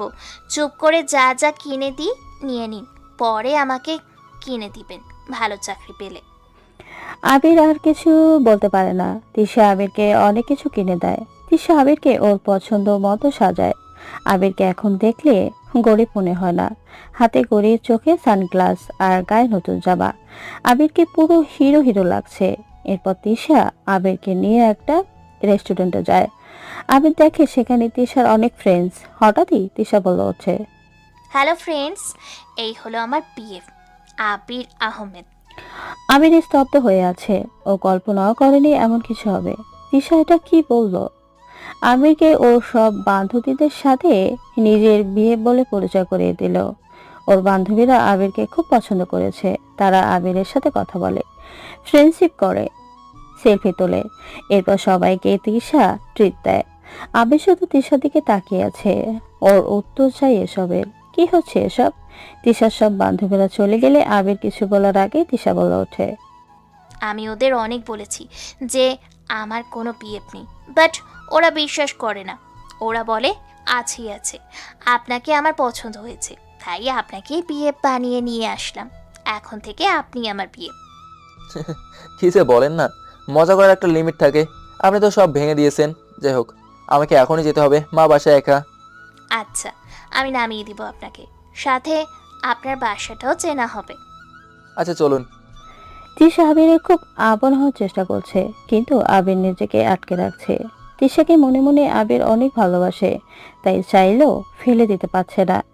তিশা গাড়িতে বসে আবিরের সাথে অনেক গল্প করে। আবিরও তিশাকে অনেক হাসায়। আবিরের বাসার কাছে আসতেই গাড়ি থামে। এটা আমার বাসা, নিচতলায় থাকি। বাহ, খুব সুন্দর। আচ্ছা আসি আমি। আজ অনেক কিছু কিনে দিলেন, বেতন পেলে আমিও কিনে দেবো। হ্যাঁ হ্যাঁ, দেখা যাবে। আচ্ছা শুনুন, জি? আপনি কিন্তু সত্যি আমার বিয়ে, অন্য কোনো মেয়ের দিকে তাকাবেন না, তাহলে কিন্তু চাকরির নট। আবির হাসে, ভাবে হয়তো মজা করছে, কিন্তু পরক্ষণেই তিশা বলে, মজা না, সত্যি সত্যি বলছি। আর কাল সময় মতো চলে আসেন। বাই। বলেই তিশা গাড়ি নিয়ে চলে যায়। আবির সেখানেই ঠায় দাঁড়িয়ে আছে। এটা হলোটা কি? এরকম রাজকুমারী নাকি আবিরকে বিয়ে ভাবে? আবিরের বিশ্বাস হচ্ছে না। ও বাসার দিকে হাঁটা দেয় আর ভাবছে, তিশাও কি তাহলে আমাকে ভালোবাসে? কি জানি, হয়তো মজাই করছে। আবির বাসায় আসতেই দেখে বাসার দরজা খোলা। ভিতরে ঢুকে দেখে অহনর মায়ের কপালে জলপটে দিচ্ছে। মুহূর্তেই আবির শক খায়, অস্থির হয়ে যায়। ওর পা ঘুমাচ্ছে। আবির অহনার কাছে নিঃশব্দে গিয়ে বলে, কি হয়েছে মায়ের? ভয় নেই, একটু জ্বর উঠেছিল, মাথা ঘুরোচ্ছিল, তাই আমি ওষুধ খাইয়ে দিয়ে জলপটি দিচ্ছি। এখন ভালো আছে মানে আন্টি। সত্যি তোমাকে কোটি কোটি ধন্যবাদ। তুমি না থাকলে যে মায়ের কি হতো। আচ্ছা এখন যাও, অনেক করছো, রেস্ট নাও। আমি এখন মাকে দেখছি। অহনা উঠে দাঁড়িয়ে দেখে অনেকগুলো শপিং ব্যাগ আর আবিরের ড্রেস আপ তো পুরো হিরোর মতো। আবিরকে দেখে অহনা ক্রাশ খায়। অহনা বলে, আপনাকে খুব সুন্দর লাগছে, মানিয়েছে একদম। Thank you. একজন স্পেশাল মানুষ গিফট করছে, খুব ভালো সে। অহনা ভাবে জিজ্ঞেস করবে কি না কে এই স্পেশাল মানুষ। পরে ভাবে উত্তরটা যদি ওর মন মতো না হয় তাহলে এ বাসায় আসার ইচ্ছাটাই মরে যাবে। তাই ও আর কিছু বলে না, উপরে চলে যায়। আবির ফ্রেশ হয়ে আসে, মাকে চেক করে দেখে জ্বর নেই। আবির শান্ত হয়, মনে মনে অহনাকে অনেক ধন্যবাদ দেয়। সেদিন থেকে শুরু হয় আবিরের জীবনের সুন্দর একটা সময়। দীর্ঘ 6 মাস কেটে যায়। আবিরের ভালো বেতন, তিশার ভাইয়ের ভালো রেজাল্ট, আর তিশার সাথে আবিরের ঘনিষ্ঠতা অনেক বেড়ে যায়। তিশা আবিরকে ছাড়া কিছুই বোঝে না, আবিরও তিশাকে ছাড়া কিছুই বোঝে না। দুজন দুজনের প্রতি অনেক দুর্বল হয়ে পড়ে। ওরা জানে ওরা একে অপরকে অনেক ভালোবাসে, শুধু বলাটা বাকি। কিন্তু এসবের মাঝে একজন খুব কষ্টে আছে, আর সে হলো অহনা। এই 6 মাসে আবির অহনার কাছ থেকে অনেক দূরে চলে গিয়েছে। বলতে গেলে আবিরের সাথে কথাই হয় না অহনার। সামনাসামনি পড়লেও আবিরকে ফোনে ব্যস্ত পাওয়া যায়, খুব অল্প কথা হয়। অহনা সারাদিন অস্থির হয়ে থাকে, আবিরকে যেন ও পাচ্ছেই না। খাওয়া দাওয়া ঠিক মতো করছে না, তবে আবিরকে খুব খুশি মনে হয় ওর। ও ভাবে উনি কি কাউকে পেয়েছেন নাকি অন্য কিছু। অহনা ভেবে পায় না অহনার বাসায়। মারে কি হয়েছে তোর, এরকম করছিস কেন? অহনার চোখে পানি। ও মায়ের কণ্ঠ শুনে চোখ মুছে কান্না সিক্ত কণ্ঠে বলে, উনি আগের মতো নেই, কেমন জানি হয়ে গিয়েছে। উনি কি কিছু বোঝে না মা? এতদিন ধরে আবিরকে ভালোবাসিস বলে দিলেই তো পারিস, অযথা না বলে দেরি করছিস। তোর বাবা আমার খুব পছন্দ আবিরকে। সেদিন যখন তোর বাবা অসুস্থ হয়ে পড়ে, আবির না থাকলে হয়তো। আবির যখন এই বাসায় প্রথম আসে তখন অহনার বাবা একদিন খুব অসুস্থ হয়ে পড়েন। বাঁচানোই যেত না যদি আবির তাকে সময় মতো হাসপাতালে না নিয়ে যেত। সেদিন থেকে অহনার পুরো পরিবার আবিরকে খুব পছন্দ করে, বিশেষ করে অহনা আর ওর বাবা। সত্যি উনি অনেক ভালো। না মা, ঠিক বলেছ, আমি ওনাকে সব বলে দিব। আর পারবো না, অনেক হয়েছে। উনি আমাকে বোঝেই না, তাই আমিই বলবো।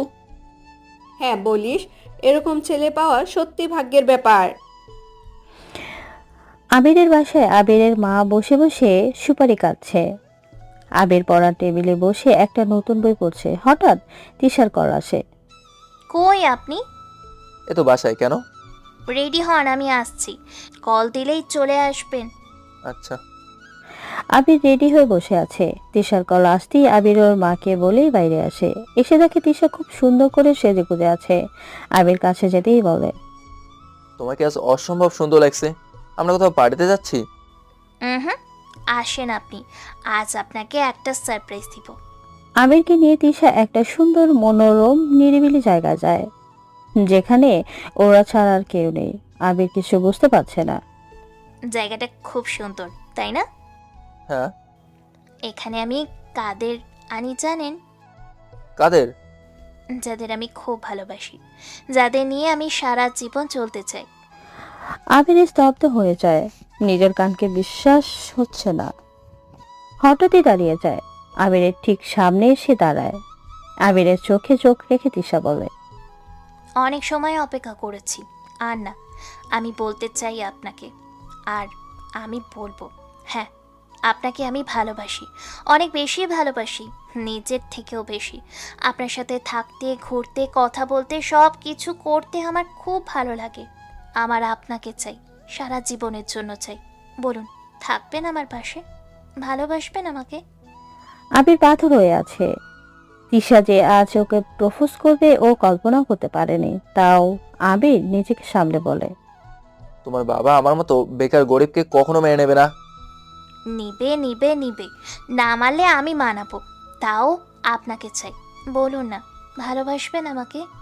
আবির তিশার চোখে পানি দেখে চোখের ওই নোনা জলগুলো সাক্ষী দিচ্ছে যে তিশা ওকে সত্যিই ভালোবাসে। আবির তিশার চোখের জল মুছে দিয়ে ওর বুকের সাথে জড়িয়ে ধরে বলে, তোমাকে আমি ভালোবাসি সেই প্রথম দিন থেকে। শুধু আমরা দুজন দূরে মানচিত্রের, তাই মনের কথাটা বলিনি। তোমার চেয়েও কয়েকশো গুণ বেশি ভালোবাসি আমি তোমাকে। আমিও। ওরা সেখানে অনেকক্ষণ সেভাবেই দাঁড়িয়ে রয়। দুজন আজ অনেক খুশি, দুজনের অনুভূতিগুলো আজ স্পষ্ট, দুজন আজ অসম্ভব খুশি। এরপর সেদিন ওরা অনেক ঘোরাঘুরি করে, অনেক সুন্দর একটা সময় পার করে। তিশা চেয়ে আবির অনেক খুশি, কারণ আবিরের কাছে তিশা ছিল এক স্বপ্ন, যে স্বপ্নটা সত্যি হলো। ওরা দুজন দুজনকে অনেক ভালোবাসে। পরদিন আজ অহনার মন অনেক উৎফুল্ল। আজও আবিরকে ওর মনের কথাটা বলবে। সময়টা এখন গোধূলি বিকেল, আবহাওয়াটা ধীরে ধীরে ঠান্ডা হচ্ছে, আকাশটা পরিষ্কার, কোনো কালো মেঘ নেই। অহনা ছাদে দাঁড়িয়ে আছে, আবিরকে ছাদে আসতে বলেছে। আবির আসছে, আজ ওর মনের মধ্যে যত কথা আছে সব আবিরকে বলবে। অহনা অনুভব করে আবির এসেছে, পিছনে ঘুরে তাকিয়ে দেখে ওর স্বপ্ন পুরুষ ওর সামনে দাঁড়িয়ে আছে।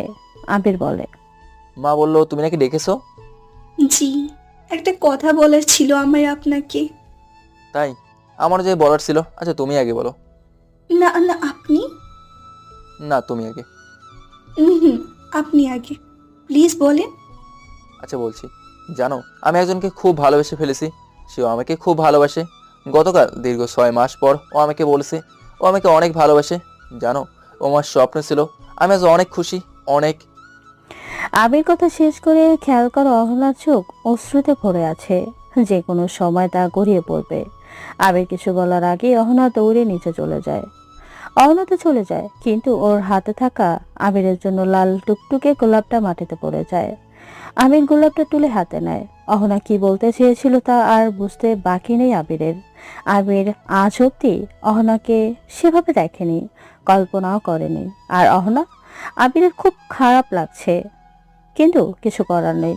আবির অহনাকে না, তিশাকে ভালোবাসে সেই প্রথম থেকে। অহনার বাসায় অহনা, এভাবে কাঁদছিস কেন? আবির না করে দিয়েছে, আমি কথা বলবো। কি হয়েছে বল? মা, আমি বড্ড দেরি করে ফেলেছি। উনি আমার নেই, উনি আর আমার নেই। লক্ষ্মীমা, কাঁদিস না। কেন ও তোর নেই? কি হয়েছে? সে অন্য কাউকে ভালোবাসে। আমি দেরি করে ফেলেছি মা, শেষ, আমার সব শেষ। অহনার মাও কষ্ট পেয়ে যায়। মেয়েটার কান্না দেখে তারও চোখে পানি চলে আসে, কোনোভাবেই পারছে না মেয়েটাকে থামাতে। আসলে হারানোর কষ্ট খুব ব্যথা দেয়। অহনা খুব ভেঙে পড়ে, আবিরের বাসায় আর যায় না। এভাবে আরো অনেকগুলো দিন কেটে যায়, কিন্তু একদিন সকালে আবির তিশার ভাইকে পড়াচ্ছিল। হঠাৎ ওর ফোনটা বেজে ওঠে। আবির দেখে অহনা, রিসিভ করে কানে লাগাতেই, তাড়াতাড়ি হাসপাতালে চলে আসে, আপনার মায়ের অবস্থা খুব খারাপ। কথাটা শোনা মাত্রই মুহূর্তেই যেন আবিরের দুনিয়াটা অন্ধকার হয়ে আসে। আবির শুধু বলছে, আবির তিশাদের বাসা থেকে রীতিমতো দৌড়ে একটা সিএনজি নিয়ে হাসপাতালে চলে আসে। হঠাৎ করে কি থেকে কি হয়ে গেল আবির বুঝতে পারছে না। ভয়ে চিন্তায় হাত পা অবশ হয়ে আসছে। ওর মনে প্রশ্ন একটাই, মা ভালো আছো তো? আবির 45 মিনিট পর আবির হাসপাতালে পৌঁছায়। দৌড়ে তাদের খুঁজে বের করে। আবির দূর থেকে দেখে সবাই সমানে কাছে। আবিরের ভিতরটায় এই কান্না দেখে অজানা এক ভয়ে ওকে গুটিয়ে আনছে। হাত পা সব থরথর করে কাঁপছে। আবির তাদের কাছে যেতেই অহনার বাবা মা আবিরকে জড়িয়ে ধরে হাউমাউ করে কান্না করা শুরু করে। আবিরের বুক শুধু টুকটুক করছে। আবির আস্তে করে বলে, আমার আমার মা কই? অহনার বাবা আবিরকে নিয়ে ভেতরে আসে। আবির কেবিনে ঢুকে দেখে সাদা কাপড় দিয়ে কাউকে ঢাকা। ওর মনে হচ্ছে ও অজ্ঞান হয়ে যাবে। আবির আস্তে আস্তে কাছে গিয়ে কাপড় সরিয়ে দেখে ওকে 10 মাস 10 দিন পেটে ধরে যে চুল মিষ্ট করেছিল, যে এত বছর ধরে ওকে দেখে শুনে আদর যত্ন করলে পিঠে করে বড় করেছিল, যার বুকের দুধ খেয়ে আজ ওর বাহুতে এত শক্তি, সেই মা চোখ বন্ধ করে শুয়ে আছে। পুরো হাসপাতাল কেঁপে ওঠে আবিরের আর্তনাতে। আবিরের কান্না সেদিন প্রত্যেকের বুকে তীরের মতো লেগেছে। মা হারিয়ে গিয়েছে, শেষ কথাটাও হয়নি। এই জালিম দুনিয়াতে সবাই ধোঁকা দিলেও মা কোনোদিন সন্তানকে ধোঁকা দেয় না। নিজের সব চুল কেটে 150 টাকায় বিক্রি করে দিয়ে সন্তানের মুখে খাবার তুলে দেয়। এই সেই মা, সে আর নেই। আবির কাঁদতে কাঁদতে একসময় অজ্ঞান হয়ে যায়। জ্ঞান ফিরলেও আবার কাঁদে। মা তো আর নেই। ছেলেটা শেষ সম্বল মা, সেও আর নেই। আবির এখন নিঃস্ব। ওর চালকুলে এখন আর কেউ নেই। প্রথমে বাবা, এখন মাকে হারিয়ে আবির নিঃস্ব। অহনা আর ওর বাবা মা আবিরকে অনেক কষ্টে সামলায়। এরপর তারা সবাই মিলে আবিরের গ্রামের বাড়ি বরিশাল গিয়ে ওর বাবার পাশেই মাকে শুয়ে দিয়ে আসে। আবিরের চোখ ফুলে অস্বাভাবিক হয়ে গিয়েছে। অহনা আবিরের পাশে না থাকলে আবিরও অসুস্থ হয়ে মারা যেত। 3 বেলা খাইয়ে দিত অহনা আবিরকে। অন্যদিকে তৃষা পাগল হয়ে আছে। সে প্রচন্ড কান্নাকাটি করছে। আবিরের গ্রামের বাড়ি চলে আসতে চেয়েছিল, কিন্তু আবির কড়াভাবেই না করছে। তৃষাও কান্নাকাটি করে অবস্থা খারাপ করে ফেলেছে। সবকিছু একদম শেষ হলে আবির ঢাকায় আসে। রুমের মধ্যে পড়ে আছে, চোখে অন্ধকার দেখছে, ঘোর কালো অন্ধকার। একটু পরেই তৃষা আসে।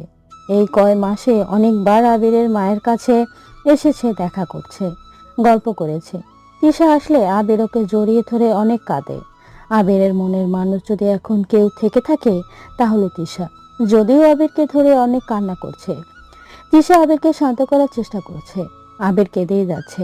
অন্যদিকে অহনা কোনো রকম ফ্রেশ হয়ে নিচে আবিরের কাছে আসে ওর খেয়াল রাখতে, কিন্তু ও ভিতরে এসে এর দৃশ্য দেখে স্তব্ধ হয়ে যায়। আবির ওর ভালোবাসার কাছেই আসে। অহনা যতটা নীরবে এসেছিল তার চেয়েও নীরবভাবে সে চলে যায়। অহনা মনে মনে সিদ্ধান্ত নেয় আর কখনো আবিরের কাছে যাবে না, কারণ আবির একা না, ওকে দেখে রাখার একজন আছে। অহনা প্রচুর কান্না পাচ্ছে। নিচের সে দৃশ্য বারবার অহনার চোখে ভাসছে। এরপর সময়টা খুব দ্রুত চলে যায়, বলতে গেলে প্রায় 4 মাস। অহনা সেদিনের পর আর আবিরের সামনে আসেনি। কেন আসেনি তার উত্তর আবিরের স্পষ্ট জানা। অহনা যেমন কষ্ট পেয়েছে তেমন রেগেও আছে। রাগটা আবিরের উপর না, নিজের উপর। অন্যের উপর রাগ থাকলে তা খুব সহজে নেমে যায়, কিন্তু নিজের উপরে সহজে নেমে যায় না। এই সময়টাতে আবির যদি কারো উপর ভরসা করতে পারে তাহলে তৃষা। তৃষা টানা 2 মাস আবিরের কাছে এসে থেকে ওকে ঠিক করে, ডিপ্রেশনে যেতে দেয়নি। ওর ভালোবাসা দিয়ে আবিরকে আগলে রাখে। খাওয়া দাওয়া, ঘুম সব তৃষা খেয়াল রাখে। তৃষার বাবা মা মানবতার খাতিরে তৃষাকে আটকায়নি। এছাড়া আবিরের এত বড় উপকার তাদের মাথার উপর তো আছেই। একদিন আবির তৃষার কোলে মাথা রেখে শুয়ে আছে। তৃষা আবিরের মাথায় হাত বুলিয়ে দিচ্ছে। আবির হঠাৎ তৃষার হাতটা ধরে একটা চুমু দিয়ে বলে, জীবনটা হয়তো এখানে শেষ হয়ে যেত, কিন্তু তুমি ধরে রেখেছো আমাকে। আয়নাটাকে একটু একটু করে জোড়া লাগিয়েছো। তিশা, তোমাকে শুধু ভালোবাসি না, অনেক অনেক অনেক বেশি ভালোবাসি। তোমার ভালো থাকাই সব। তুমি ভালো থাকলে আমিও ভালো। জানো, মায়ের জন্য রোজ কাঁদি, জায়নামাজটা ভেজে যায় কাঁদতে কাঁদতে। এভাবে যে তাকে হঠাৎ করে হারাবো আমি কল্পনাও করিনি। থাক, আমি আছি তো। মা আল্লাহর কাছে ভালো আছে, তার জন্য বেশি বেশি করে দোয়া করো, তাই ভালো হবে। হুম। আচ্ছা, উঠে ফ্রেশ হও, অনেক কান্নাকাটি করেছো। চলো আজ ঘুরে আসি আমার সেই জায়গা থেকে, তোমার ভালো লাগবে। এভাবে থাকলে তুমি অসুস্থ হয়ে পড়বে, বাইরে গেলে ভালো লাগবে। এরপর তিশা এক প্রকার জোর করে আবিরকে নিয়ে ঘুরতে চলে যায়। অহনা লুকিয়ে লুকিয়ে ওর বারান্দা দিয়ে সব দেখে। ও ভাবে, আমি হয়তো ওনাকে এত খুশি রাখতে পারতাম না। আমি তো মধ্যবিত্ত, কিভাবে ওনাকে নিয়ে গাড়িতে করে ঘুরতে যেতাম, কখনোই পারতাম না। উনি ভালো আছে, এর চেয়ে ভালো আর কি হতে পারে আমার কাছে? কিছুই না। থাক মা, আর কাঁদিস না, যা হওয়ার ছিল হয়েছে। তোর বাবা আর আমি একটা সিদ্ধান্ত নিয়েছি। অহনা চোখ মুছে বলে, কি? তোকে এবার বিয়ে দিয়ে দিব। তাহলে তুই আবিরকে ভুলে ভুলা থাকবি। না করিস না মা, আবির আর তোর নেই। না না মা, আমি আর না করব না। তবে আমার কিছু সময় চাই নিজেকে গোছাতে, আর ভার্সিটিতে ভর্তি হতে চাই। ইন্টার পাস সার্টিফিকেট নিয়ে শ্বশুরবাড়ি যেতে চাই না। আচ্ছা, তাহলে তাই হবে, কিন্তু তুই আর কাঁদিস না। না, আর কাঁদবো না। এটাই তো বাস্তবতা, বিষাক্ত এক বাস্তবতা মা। এরপর আরো কয়েকটা মাস কেটে যায়। আবির আর তিশা এখন একে অপরের জন্য পাগল। তিশার বাবা এতদিন খেয়াল না করলে এখন তিনি সবটা খেয়াল করেছেন। সারাদিন আবিরের সাথে তিশার লেগে থাকাটা তার আর পছন্দ হচ্ছে না। তিশার বাবা তিশাকে ডাক দেয়। বাবা, ডেকেছো? হ্যাঁ, বসো। বলো বাবা। আবিরের সাথে তোর কি চলছে? সারা দিন ওর সাথে ঘুরোঘুরি, ফোনে কথা বলিস, যখন তখন নাকি ওর বাসায় যাস। কি এসব কি? তিশা এতগুলো প্রশ্নের সামনে পড়ে ঘাবড়ে যায়, কিন্তু সবকিছুর উত্তর একটাই। বাবা, আমরা একে অপরকে অনেক ভালোবাসি, আর ওনাকে তো তুমিও পছন্দ করো। তিশার বাবা মুহূর্তেই খুব রাগী হয়ে যান। তিনি তিশাকে জোরে ধমক দেন আর বলেন, ওই বেকার অনাথ গরিব ছেলেটাকে তুই ভালোবাসিস? ওর মতো গরিব ছেলেকে আমরা মেনে নিব তুই ভাবলি কি করে? বুঝছি, ও তোকে ওর প্রেমের ফাঁদে ফাঁসিয়ে আমার সম্পত্তি খাবে। অসম্ভব, একটা টাকা আর ওকে দিবি না। কি হয়েছে? চিল্লাচ্ছ কেন? তোমার মেয়ে আবিরের সাথে প্রেম করছে। কি? এসব কি শুনছি তিশা? কোথায় আবির আর কোথায় আমরা?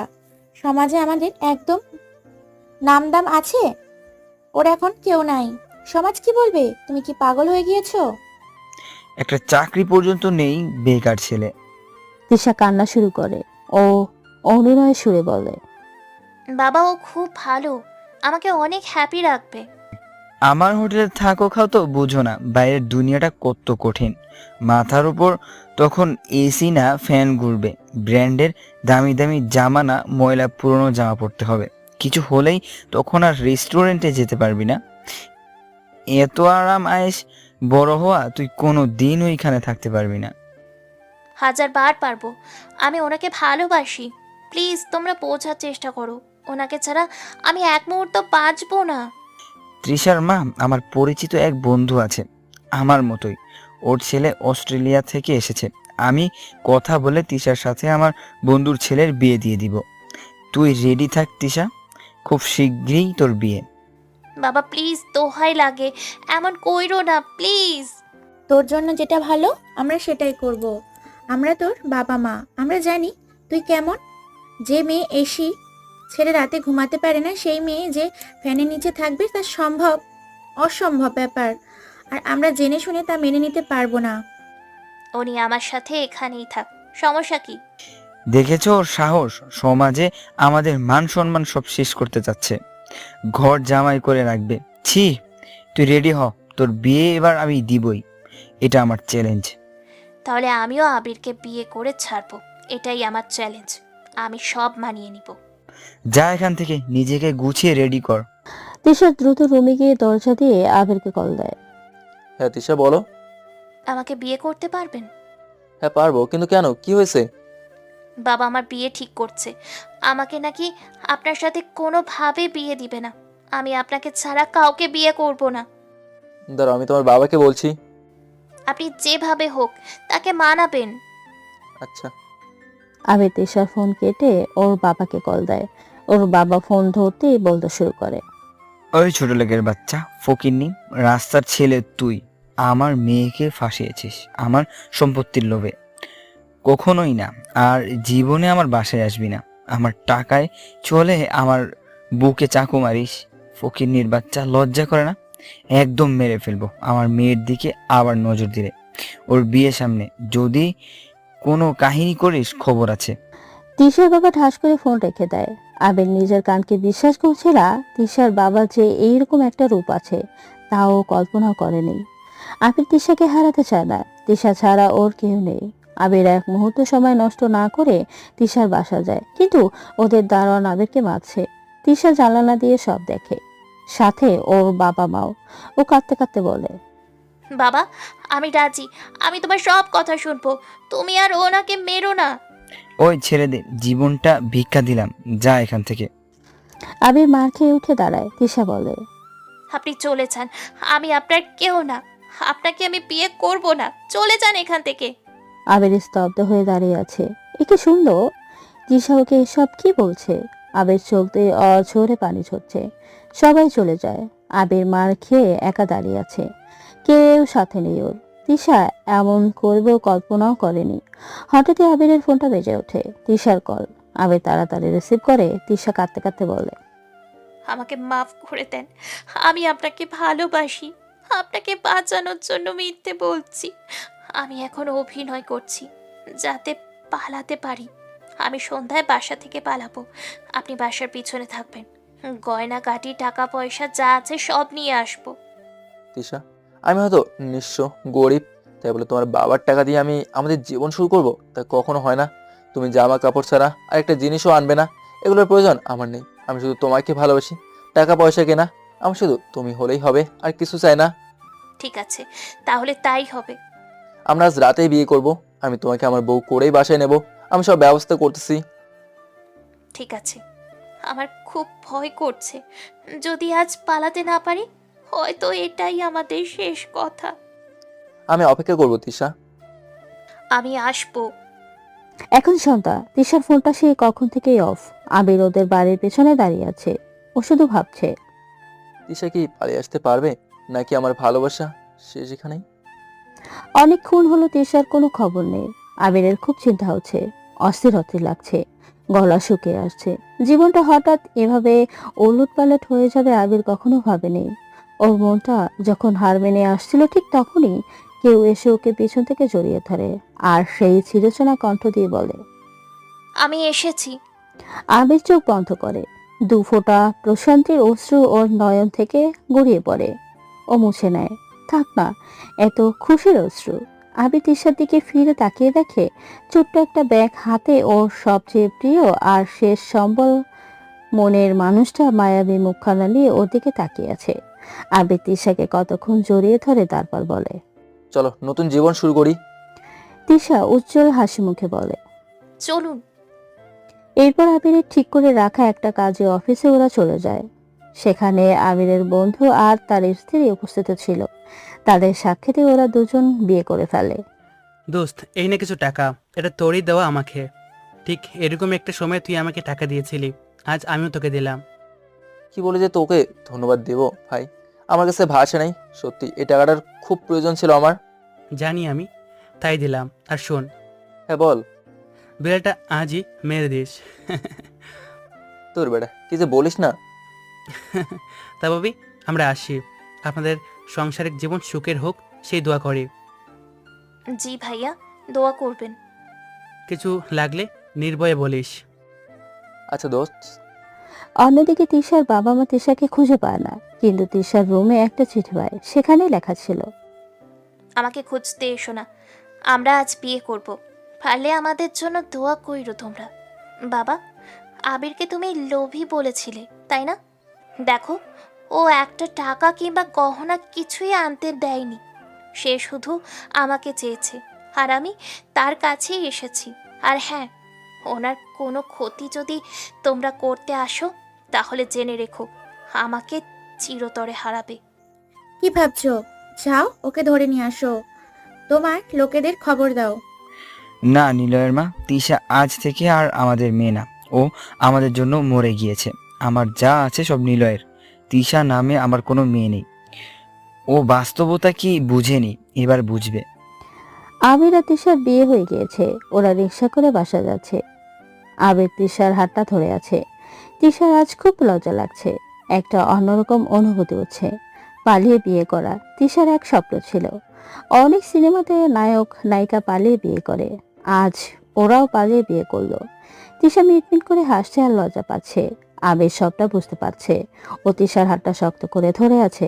আবির মনে মনে বলছে, তোমার এই হাত আমি কখনো ছাড়বো না। এই রিক্সা ওদের বাসার সামনে থামে। দুজন নামে। আবির ভাড়া দেয়। এই রিক্সা চলে যায়। আবির তিশাকে বলে, তোমার জামাই বাড়ি এটা, বিসমিল্লাহ বলে ঢুকবে। আচ্ছা। ওরা বাড়িতে ঢুকে ওদের বাসায় না গিয়ে সোজা অহনাদের বাসায় চলে যায়। তিশা আশ্চর্য হয়ে বলে, আমরা এখানে? গুরুজনদের কাছ থেকে দোয়া নেবো না তাই? আবির বেল দিতেই অহনা দরজা খুলে দেয়। সালাম দেয়। আবির বলে, এটা তোমার ভাবি, আন্টি আর আঙ্কেলকে ডাক দাও, দোয়া নেই। অহনা বা ক্রুদ্ধ হয়ে দাঁড়িয়ে আছে। পাথর হয়ে গিয়েছে। বেল শুনে অহনার মা বাবা এসে উপস্থিত। আসসালামু আলাইকুম, আপনাদের বৌমা, আমাদের জন্য দোয়া করে দেন। কিন্তু এভাবে? ওর বাবা মানেনি, তাই কি করার, এভাবেই করতে হলো। ভালোবাসি ওকে অনেক, তাই হারাতে চাইনি। অহনার বাবা মা একে অপরের দিকে তাকিয়ে আবার অহনার দিকে তাকিয়ে ওদের ভিতরে নিয়ে আসে, বসায়, তারপর দোয়া করে দেয়। অহনা খুব কষ্টে নিজেকে ধরে রাখার চেষ্টা করছে। যা হওয়ার হয়ে গিয়েছে। আবির ওরা উঠতে নিলেই অহনার মা ওদের জোর করে খাইয়ে দেয়। আবির তো খাবেই না, তাও বাধ্য হলো খেতে। খাওয়া দাওয়া শেষ করে আবির সব বুঝিয়ে বলল তাদের। তারা সব শুনলো, কিছু বলল না। অহনা সব শুনে এইটুকু বুঝতে পারে যে আবির তিশাকে সত্যি অনেক ভালোবাসে। অহনার মুখে একরাশ মিথ্যা হাসি এনে বলে, চাবিটা দিন। আবির অবাক হয়ে বাসার চাবিটা অহনার হাতে দেয়। অহনা চাবি নিয়ে বলে, ভাবি চলুন আমরা নিচে যাই। তিশা আবিরের দিকে তাকায়। আবির ইশারা করে যেতে বলে। তিশা উঠে অহনার সাথে নিচে আসে। আসলে অহনা ওদের বাসর সাজিয়ে দিতে যাচ্ছে। তিশা নিচে এসে বলে, তোমার নাম কি বোন? ওহ না, আপনাদের আজ বাসরাত তো, তাই নিচে নিয়ে আসলাম। আজকে একটা বিশেষ রাত আপনাদের, তাই আমি সব গুছিয়ে দেব আপনাদের। তিশা খুব লজ্জা পাচ্ছে। ও লজ্জাসিক্ত কণ্ঠে বলে, তুমি তো খুব ভালো আর বুদ্ধিমতী। উনি কখনো তোমার কথা বলেনি। আমি ওনার কেউ না তো, তাই বলিনি, প্রতিবেশী শুধু। ও, তুমি তো খুব সংসারী, বাট আমি তো কিছুই পারি না। তুমি আমাকে শিখিয়ে দিবে? আচ্ছা দেব, তবে উনি বাসায় না থাকলে। আচ্ছা। অহনা সুন্দর করে ওদের মাস্টার বেডটা গুছিয়ে দিল। তিশাকে কানে কানে অনেক কিছু বলে দিল। তিশা তো লজ্জা নেই। অহনা তিশাকে সুন্দর করে সাজিয়ে দেয়। এরপর ওর কাছ থেকে বিদায় নেয়। তিশা অহনার কথা মতো চুপচাপ বসে আছে। অহনা উপরে গিয়ে আবিরকে নিচে যেতে বলে। আবির অহনার চোখে সেদিনের মতো অশ্রু দেখে। অহনা ধরে রেখেছে অশ্রুটা। মেয়েটা যে কত শক্ত এটা তার প্রমাণ। আবির অহনার বাবা মাকে বিদায় দিয়ে নিচে চলে আসে আর অহনার নিজের রুমের দরজা দিয়ে নিজেকে অন্ধকারে আবদ্ধ করে। অহনার বাবা মা একটা দীর্ঘ নিঃশ্বাস ছাড়ে। এছাড়া আর কিছুই করার নেই তাদের। তারা জানে আজ রাতটা তাদের মেয়েটা কান্না করেই পার করে দিবে। আবির নিচে এসে দরজা ধাক্কা দিতেই দরজা খুলে যায়। ও ভেতরে ঢুকে দরজা লাগিয়ে তিশার কাছে যায়। আবির রুমে ঢুকে দেখে তিশা বেডের উপর চুপচাপ বসে আছে। একটা নীল শাড়ি পরেছে। আবির যেমন অবাক হয়েছে তেমন খুশিও। আবির দ্রুত ফ্রেশ হয়ে এসে নর্মাল জামা পরে তিশার কাছে যায়। কেমন এক অজানা উত্তেজনা কাজ করছে ওর মাঝে। আবির তিশার ঠিক সামনে বসা। তিশা ঘোমটা টেনে বসে আছে। আবির দুষ্ট সুরে বলে, এই ঘোমটার পিছনে কে বসে আছে? আপনার বউ। তা বউটাকে দেখতে পারি? হুম, পারেন। আবির আস্তে করে ঘোমটাটা তুলে দেয়। তিশার অসম্ভব সুন্দর মুখখানা এখন আবিরের সামনে। অপলক দৃষ্টিতে আবির তিশাকে দেখছে। ওদের ভালোবাসা আজ পূর্ণতা পেয়েছে। আবির আজ মহা খুশি। ও শুধু তিশাকে দরকার ছিল, ও তা পেয়েছে। আবির তিশাকে মন ভরে দেখছে। ওর খুব ইচ্ছা হচ্ছে তিশার কপালে একটা চুমু দিতে। আবির নিজেকে আটকাই নিল।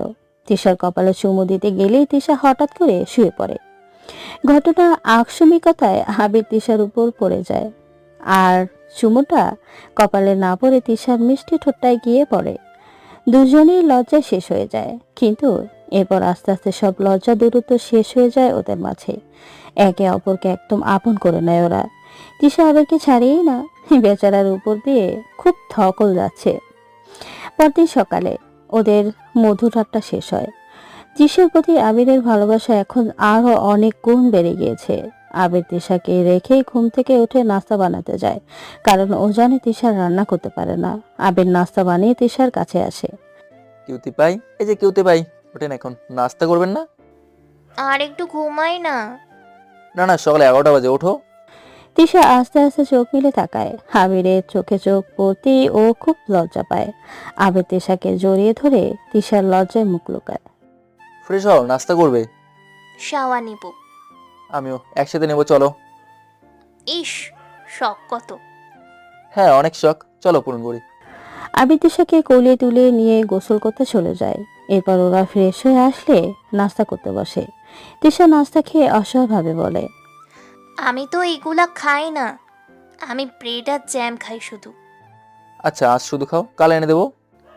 আচ্ছা, আপনি রান্নাও জানেন? হ্যাঁ, মা শিখিয়েছে। আমি জীবনেও কিচেনে যাইনি। আস্তে আস্তে সব শিখবা। না, রান্নাঘরে গেলে তো আমার স্কিন পুরে কালো হয়ে যাবে, পরে আমাকে পচা দেখাবে। না না, আমি রান্নাঘরে যাব না, আপনিই অলওয়েজ রান্না করবেন। পাগলি, এই সংসারটা তোমার, তাই রান্না তো শিখতে হবে, নাহলে আমি অফিসে গেলে তুমি খাওয়া কি? আচ্ছা, শিখবো অহনার কাছ থেকে। মেয়েটা খুব ভালো, দেখতেও অনেক সুন্দরী, তাই না? হ্যাঁ, কিন্তু তোমার চেয়ে না। এই, আমরা আজ সারাদিন অনেক ঘুরবো, শপিং করব, ঠিক আছে? ঘুরতে পারবে, বাট শপিং কিভাবে করবে? টাকা কই? আচ্ছা, শপিং লাগবে না, ঘুরবো, খাবো, ঠিক আছে? আচ্ছা। এই, তোমাকে এত চিন্তিত লাগছে কেন? মন খুলে কথা বলছো না? যেভাবেই হোক একটা ছোট চাকরি করতেই হবে। টিউশনি তো সব ছেড়ে দিছি, চাকরি না করলে বাসার ভাড়া খাওয়া দাওয়া কিভাবে করব? আচ্ছা, আমরা কদিন পর ঘুরতে যাই, আমি আজ নেমে দেখি একটা চাকরি পাই কিনা। তোমার কষ্ট হওয়ার আগেই আমাকে একটা চাকরি নিতে হবে, টাকা শেষ হলে তোমাকে খাওয়াবো কি? আচ্ছা যেও, এখন নাস্তা খাও ঠিক মতো। তুমি রাগ করো না কেমন, আমি দুপুরের মধ্যেই চলে আসবো, বাইরে থেকে খাবার নিয়ে আসবো, তোমার রান্না করতে হবে না। আচ্ছা। আবির খেয়ে দিয়ে চাকরির খোঁজে বের হয়ে যায়। তিশা বাসায় একা। এখন একটা চাকরি করা আবিরের খুব প্রয়োজন, না হলে তিশাকে না খাইয়ে রাখতে হবে। তিশার মন খারাপ লাগছে, ভেবেছিল আজ সারাদিন করবে, এনজয় করবে, কিন্তু না, বাসায় একা পড়ে আছে। আবিরের ছবি দেখতে দেখতে তিশা একসময় ঘুমিয়ে পড়ে। হঠাৎই ওর ঘুম ভেঙে যায় কলিং বেলে।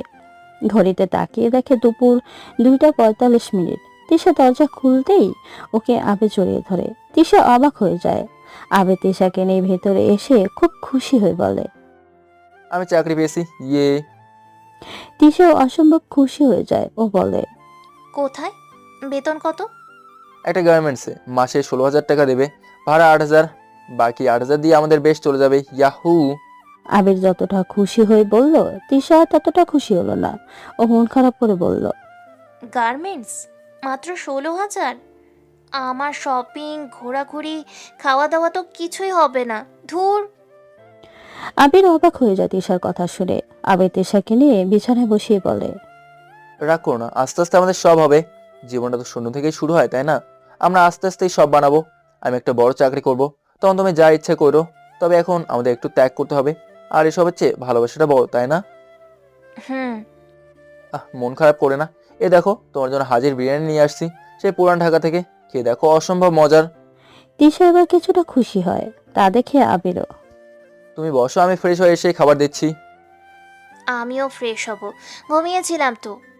দুষ্টু, আসো একসাথে ফ্রেশ হই তাহলে। এভাবে তিশা আর আবিরের ছোট্ট সংসারটা শুরু হয়। আবির তিশাকে পাগলের মতো ভালোবাসে। তিশার কথায় বা কাজে একটুকু রাগ হয় না বা রাগ দেখায় না। তিশার অভিযোগ শুনে আবির কাজে যায়, আবার এসে অভিযোগ। এভাবে টেনে টুনে 3 মাস যায়। একদিন রাতে, উফ, এত গরম, কারেন্টও নাই, আইপিএসও নাই, আমি গরমে শেষ হয়ে যাচ্ছি, আর সে ঘুমাচ্ছে। তিশা, আমি খুব অসুস্থ, শরীরটা খুব দুর্বল। এই যে পাখা একটু বাতাস করতে করতে শুয়ে পড়ো, আমার জোর থাকলে আমি করতাম। জোর থাকবে কিভাবে? বিয়ে তো করে ফেলেছো, সব করা শেষ, এখন আর আমার মূল্য কোথায়? এখন শরীর খারাপের বাহানা দিয়ে শুয়ে থাকবা, আর আমি গরমে শেষ হব। কেন যে তোমাকে বিয়া। আচ্ছা পাখা দাও, আমি বাতাস করে দিচ্ছি, তুমি আরামে ঘুমাও, আর কিছু বলো না। হ্যাঁ, বাতাস দাও, এই গরম আর সহ্য হয় না, অসহ্য লাগছে আমার। আবির আজ প্রচন্ড অসুস্থ, কিন্তু তিশার প্রতি ওর নিখুঁত ভালোবাসা থাকায় ও সব ভুলে অসুস্থ দুর্বল শরীর নিয়ে তিশাকে সারা রাত বসে বাতাস করতে থাকে। এরকম তিশার কথা শুনতে শুনতে দিন যেতে থাকে। আবির কিচ্ছু বলে না, অক্লান্ত পরিশ্রম করেছে শুধু তিশার মুখের হাসি ফোটানোর জন্য, কিন্তু তিশার মুখে কোনো হাসি নেই। ওর শপিং করা, বন্ধুদের সাথে আড্ডা দেওয়া, এসির নিচে থাকা, সেজে গুজে ঘুরতে যাওয়া, দামি দামি নিউ কালেকশন ড্রেস পরা, বাইরে খাওয়া দাওয়া সব বন্ধ যেদিন থেকে আবিরের সাথে ওর বিয়ে হয়েছে। তিশা খুব তিক্ত হয়ে আছে। আবিরের এখন আর কাছে আসতে দেয় না। আবির কারণ জিজ্ঞেস করলে কিছু বলে না। আবির তিশাকে জড়িয়ে ধরা ছাড়া ঘুমোতেই পারে না। আবির চিন্তে পড়ে যায়, তিশার কি হলো। আবির ভাবে হয়তো তিশা ওর বাবা মাকে খুব মিস করছে, তাই এমন করছে। আবির পরদিন মনে সব শক্তি এক করে তিশাদের বাসা যায়। দারোয়ান না থাকায় তেমন একটা সমস্যা হয়নি উপরে যেতে। আবির বেল দিতেই তিশার মা দরজা খুলে দেয়। আবির সালাম দেয়। সে রাগ এভাবে উত্তর দেয়, তিশার মা তিশাকে খুঁজছে। ওকে আনিনি, আপনাদের সাথে একটু কথা ছিল, ওকে নিয়ে ভেতরে আসতে পারি? আসো। তিশার মা আবিরকে নিয়ে তিশার বাবার কাছে যায়। সে আবিরকে দেখে মুহূর্তেই রেগে যায়। আবির অনেক কষ্টে তাকে শান্ত করে, তারপরও বলে, দেখুন, তিশা এখন আমার স্ত্রী, ওর খেয়াল রাখা আমার দায়িত্ব। আপনারা ওর বাবা মা, ও আপনাদের হয়তো খুব মিস করছে, জানি আপনারাও করছেন। আপনাদের হাত পা ধরে মিনতি করছি, একবার আমার সাথে আমার ছোট্ট বাসাটা যাবেন। আপনার মেয়েটা আপনাদের খুব মিস করছে, শুধু একটাবার একটু দেখা করেন। আমি তিশাকে এভাবে দেখতে পারি না, নিজের সবটা দিয়ে ওর মুখে হাসি আনি, প্লিজ চলুন। তিশার মা তিশার বাবাকে হ্যাঁ বলতে বলে। আসলে তারাও অস্থির হয়ে আছে মেয়েকে দেখার জন্য। তিশার বাবা গম্ভীর কণ্ঠে বলে, ঠিক আছে, যাব, চলো। আবির অনেক খুশি হয়। ও জানতো এতদিন পর তাদের রাগ পড়ে যাবে, কিন্তু আবির জানতো না যে তিশার বাবা মাকে ওর বাসায় নিয়ে যাওয়াটা একদিন ওর জন্য কাল হয়ে যাবে। আবির বাসা বেল দেয়। তিশা ভারী মুখ নিয়ে দরজা খুলে। আবির বলে, আর মন খারাপ করে থাকতে হবে না, এ দেখো কাদের নিয়ে আসছি। আবিরের পাশ থেকে তিশার বাবা মা বেরিয়ে আসে। তিশা এতদিন পর ওর বাবা মাকে দেখে স্তব্ধ হয়ে যায়, কান্নায় ভেঙে পড়ে। তিশার মা তিশাকে জড়িয়ে ধরে কান্না করে দেয়। তিশার বাবা বাসায় ঢুকে অবাক। ছোট ছোট দুইটা রুম, সোফা নেই, এসি নেই, কি একটা অবস্থা। তিশার বাবাকে হঠাৎ করে জড়িয়ে ধরে আর বলে, সরি, এখনো রাগ করে আছো? না রে মা, আর রাগ নেই। তিশার বাবা মাকে নিয়ে খাটে বসে। তিশার বাবা বলে, আচ্ছা, যা হয়েছে হয়েছে, আমি তোমাদের মেনে নিলাম। আমার মেয়েকে আমি এরকম জায়গায় দেখতে চাই না। তোমরা দুজন আজই আমার সাথে আমার বাসায় যাবে, আমার ওখানেই থাকবে। আর আবির, তুমি আমার কোম্পানি চালাবে। তিশা অসম্ভব খুশি হয়ে যায়, বাবাকে জড়িয়ে ধরে, অনেক ধন্যবাদ দেয়। কিন্তু আবির হাসি মুখে বলে, দুঃখিত বাবা, আমি তো এ কাজ করতে পারবো না। আমাদের বিলাসিতার প্রয়োজন নেই, আমি নিজের পায়ে দাঁড়াতে চাই। আপনার টাকা পয়সা দিয়ে আমি চললে আমার পুরুষত্ব কই? আমি নিজের পায়ে মাথা উঁচু করে দাঁড়াতে চাই। আপনি বলেছেন, তার জন্য অনেক অনেক ধন্যবাদ। আমার সাধ্য অনুযায়ী তিশাকে সুখী করব, বিলাসিতার প্রয়োজন নেই, তাই না তিশা? তিশা কিছু বলে না। আবির যা বলবে ওকে তাই মানতে হবে। আবির বলে, আচ্ছা আপনারা বসুন, আমি কিছু নিয়ে আসি। এই বলে আবির বাইরে যায়। আর তিশার মা বলতে শুরু করে, এই ছেলেকে তুই বিয়ে করেছিস যে তোর ভালো মন্দের কথা ভাবে না, শুধু নিজের কথাই ভাবে। নিজেকে একবার আয়নায় দেখেছিস? কি অবস্থা তোর? মুখটা শুকিয়ে গিয়েছে। কিরকম একটা বাসায়, কি গরম, এসি নেই, বাতাসও আসে না বাইরে থেকে। আমি আগেই বলেছিলাম ওকে বিয়ে করিস না, কখনো সুখী হবি না। কিন্তু বাপের কথা তো শুনিসনি, এখন বুঝ মজা। এটাই হলো বাস্তবতা। তুই আরামে বড় হয়েছিস, তোকে এখানে মানায়? তুই এখন থাকতি অস্ট্রেলিয়ার নামি দামি হোটেলে লাঞ্চ করতে, আর এখন তুই এই পুরনো শাড়ি পরে এখানে বসে আছিস। তিশা কাঁদছে। ওর সত্যিই মনে হচ্ছে ও ভুল করেছে। তিশার বাবা ওর চোখ মুছে দিয়ে বলে, আমার কাছে ভালো উকিল আছে, তুই আবিরকে ডিভোর্স দিয়ে দে। তোর বিয়ে হয়েছে কেউ জানে না, ওকে ছেড়ে আবার নতুন করে জীবন শুরু কর। তিশা কিছু বলার আগে আবির এসে উপস্থিত। এরপর আবির তাদের ভালো মতো খাতিল দাতিল করে। তিশার বাবা মা তিশার মাথায় হাত বুলিয়ে দিয়ে চলে যায়, আর যাওয়ার সময় বলে দেয়, চলে আসিস, আমরা অপেক্ষায় আছি। তিশার বাবা মা চলে গেলে তিশা আবিরের উপর খুব খারাপ ভাবে চেতে যায়। বাবার কথায় রাজি হলে কি এমন হতো? সে তো আমাদের ভালোই চায়, আমরা ভালো থাকতাম। আমার কোনো গুরুত্ব নেই তোমার কাছে? আবির অবাক হয়ে যায় তিশার এরকম আচরণ দেখে। ও ভেবেছে তিশা এখন খুশি হবে, কিন্তু না, তিশা উল্টো আরো ক্ষেপে আছে। আবির তিশাকে শান্ত গলায় বলে, তিশা, এটা আমাদের সংসার, আর ওটা তোমার বাবার। তোমার বাবা কি তার শ্বশুরের সংসারে থেকে আজ ধনী হয়েছে, নাকি আস্তে আস্তে পরিশ্রম করে বড় হয়েছে? হয়নি। আমাদেরও সেভাবেই চলতে হবে। হুট করে বড় হওয়া ভালো না। আর তোমার বাবারটা খেয়ে পরে ঘুমালে সেখানে আমার কোনো মূল্যই থাকবে না। আচ্ছা, তোমার কাছে আমার ভালোবাসা বড় নাকি তোমার বিলাসিতা? তোমাকে খুশি রাখার জন্য আমি সব করতেছি আমার সাধ্য মতো। আর কি করব আমি? তোমার বাবাকে ফিরিয়ে দেওয়া ঠিক হয়নি। আমাদের ভালোর জন্যই ফিরিয়ে দিয়েছি। সেদিনের পর থেকেই তিশা আর আবিরের সম্পর্কটা আরো খারাপ হতে থাকে। ওদের বিয়ের প্রায় 8 মাস কেটে যায়। আবির আজও তিশার সাথে কোনো রাগারাগি করেনি, বরং তিশা বারবার আবিরকে কষ্ট দিয়ে যাচ্ছে। আবিরের কোনো খেয়ালও রাখে না। আবির এখন অতিষ্ঠ হয়ে গিয়েছে। আবিরের জমে থাকা রাগটা ধীরে ধীরে বেরিয়ে যাচ্ছে। তিশা আজ কথা কাটাকাটিতে আবিরকে বলে ফেলে, তুই আসলেই একটা ফকিরনির বাচ্চা। তোকে বিয়ে করাটাই আমার ভুল হয়েছে। আবির মুহূর্তে খেপে যায় আর কষি একটা থাপ্পড় দিয়ে বাইরে চলে যায়। তিশা থাপ্পড় খেয়ে মাটিতে পড়ে যায়। আবির পেছনে না তাকিয়ে বাইরে চলে যায়। চোখের পানি ছেড়ে দিয়েছেও। দীর্ঘ 8 মাস ধরে অক্লান্ত পরিশ্রম করে যাচ্ছে তিশাকে ধরে রাখার জন্য। আবির যেন এখন অনেক ক্লান্ত। তাও তিশাকে হারাতে চায় না। সত্যিকারের ভালোবাসে ওকে। কিভাবে ওকে হারাবে? আবির দেয়ালে অনেকগুলো খুশি মারে, যে হাত দিয়েও তিশাকে মেরেছে। আবিরের মন কাঁদে। আবির দ্রুত বাসা চলে আসে, কিন্তু এসেও অবাক, স্তব্ধ বাসার দরজা খোলা। তিশা, তিশা, আমাকে মাফ করে দাও। আমার খুব ভালো লেগেছিল তোমার কথায়। তিশা। আবির তিশাকে কোথাও খুঁজে পায় না, শুধু একটা চিঠি পায়। আবির চিঠিটা পড়ে মাটিতে লুটিয়ে পড়ে, অজ্ঞান হয়ে যায়। কারণ চিঠিতে লেখা, আজ আপনি আমার গায়ে হাত তুলেছেন, তাই না? আমার জীবনে আমার গায়ে কেউ হাত তোলেনি, আপনি তুলেছেন। ভালো হয়েছে। আমি আর আপনার কাছে কখনো যাব না। আমি আসলেই ভুল করেছি সেই দিন বাবা মায়ের কথা না শুনে। আপনার মতো ফকিরনি রাস্তার ছেলের কাছে আমি সুখে থাকতে পারবো না। আমি আপনাকে ডিভোর্স দিয়ে দিব। ভুলেও আমাকে নিতে আসবেন না। আমাদের আর একসাথে থাকা হবে না। আমি ওই নরকে আর থাকতে পারবো না। হ্যাঁ, আমার ভালোবাসার চেয়ে বিলাসিতা প্রিয়। আপনার মতো ফকিরনির কাছে আর থাকা সম্ভব না। আবির ধীরে ধীরে চোখ মেলে তাকায়। অহনাকে দেখতে পায়, ওর চোখে পানি। আপনি ঠিক আছেন? কেমন লাগছে বাবা এখন? আমি স্যুপ নিয়ে আসি। আবির এক লাফে উঠে বসে, বসেই কান্না করে দেয়। আবিরের কান্না দেখে অহনাও নিঃশব্দে কেঁদে দেয়। প্লিজ এভাবে কাঁদবেন না, প্লিজ থামুন। আমার সব শেষ। আমার তিশা, আমি এখনই ওর কাছে যাব। ওকে ফিরিয়ে আনতেই হবে। আবির, আমরা চিঠিটা পড়েছি। তিশা আর আসবে না। ওকে কলও দিয়েছিল অহনা, ও বলেছে। আবির মরে যাক, আমার আর কিছুই যায় আসে না। আঙ্কেল, ও রাগ করেছে, আমাকে যেতেই হবে। আবির ক্লান্ত, চিন্তিত, ক্ষুধার্ত, অসুস্থ শরীর নিয়ে তিশার বাসায় ছুটে যায়, কিন্তু তিশা আবিরের সামনে আসে না। দারোয়ানরা আবিরকে মেরে ওর হাতে একটা জিনিস ধরিয়ে দেয়, আর সেটা হলো ডিভোর্স পেপার। সেখানে তিশার সাইন রয়েছে। আবির পাথর হয়ে দাঁড়িয়ে আছে।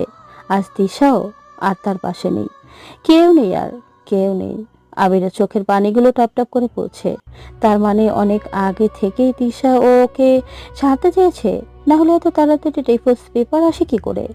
আবিরের সব শেষ। এত কষ্ট, এত কিছু সহ্য করে, এত কিছু করেও তিশাকে আটকে রাখতে পারেনি।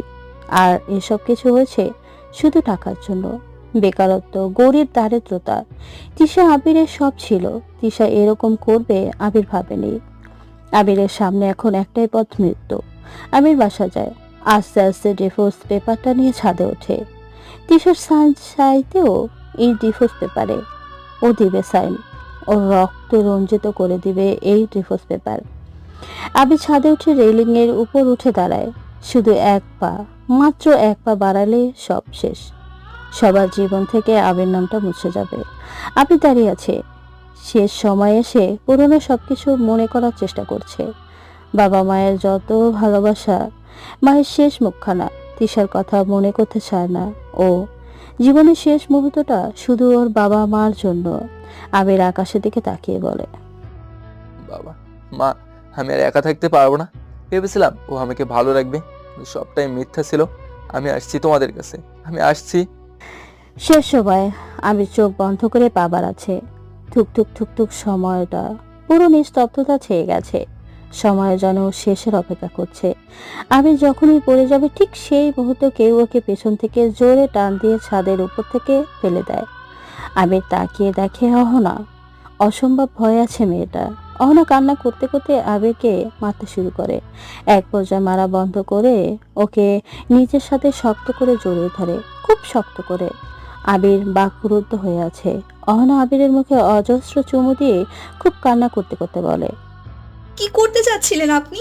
আমাকে একা রেখে চলে যাবেন? আর কত কষ্ট দিবেন আমাকে, আর কত? অহনার কান্না দেখে আবিরও ওকে জড়িয়ে ধরে হাউ মাউ করে কান্না করে দেয় আর বলে, আমার সব শেষ, আমার আর কেউ নাই, আমি এখন কি নিয়ে বাঁচবো?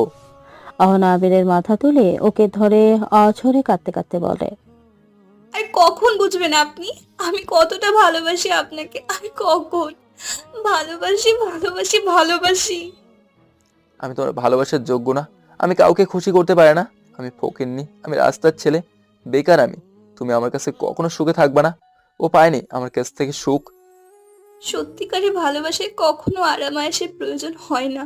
প্রয়োজন শুধু দুটি মানুষের একে অপরকে বোঝা, সুখে দুঃখে একসাথে থাকা। আমার বিলাসিতার প্রয়োজন নেই, শুধু আপনার স্পর্শই যথেষ্ট।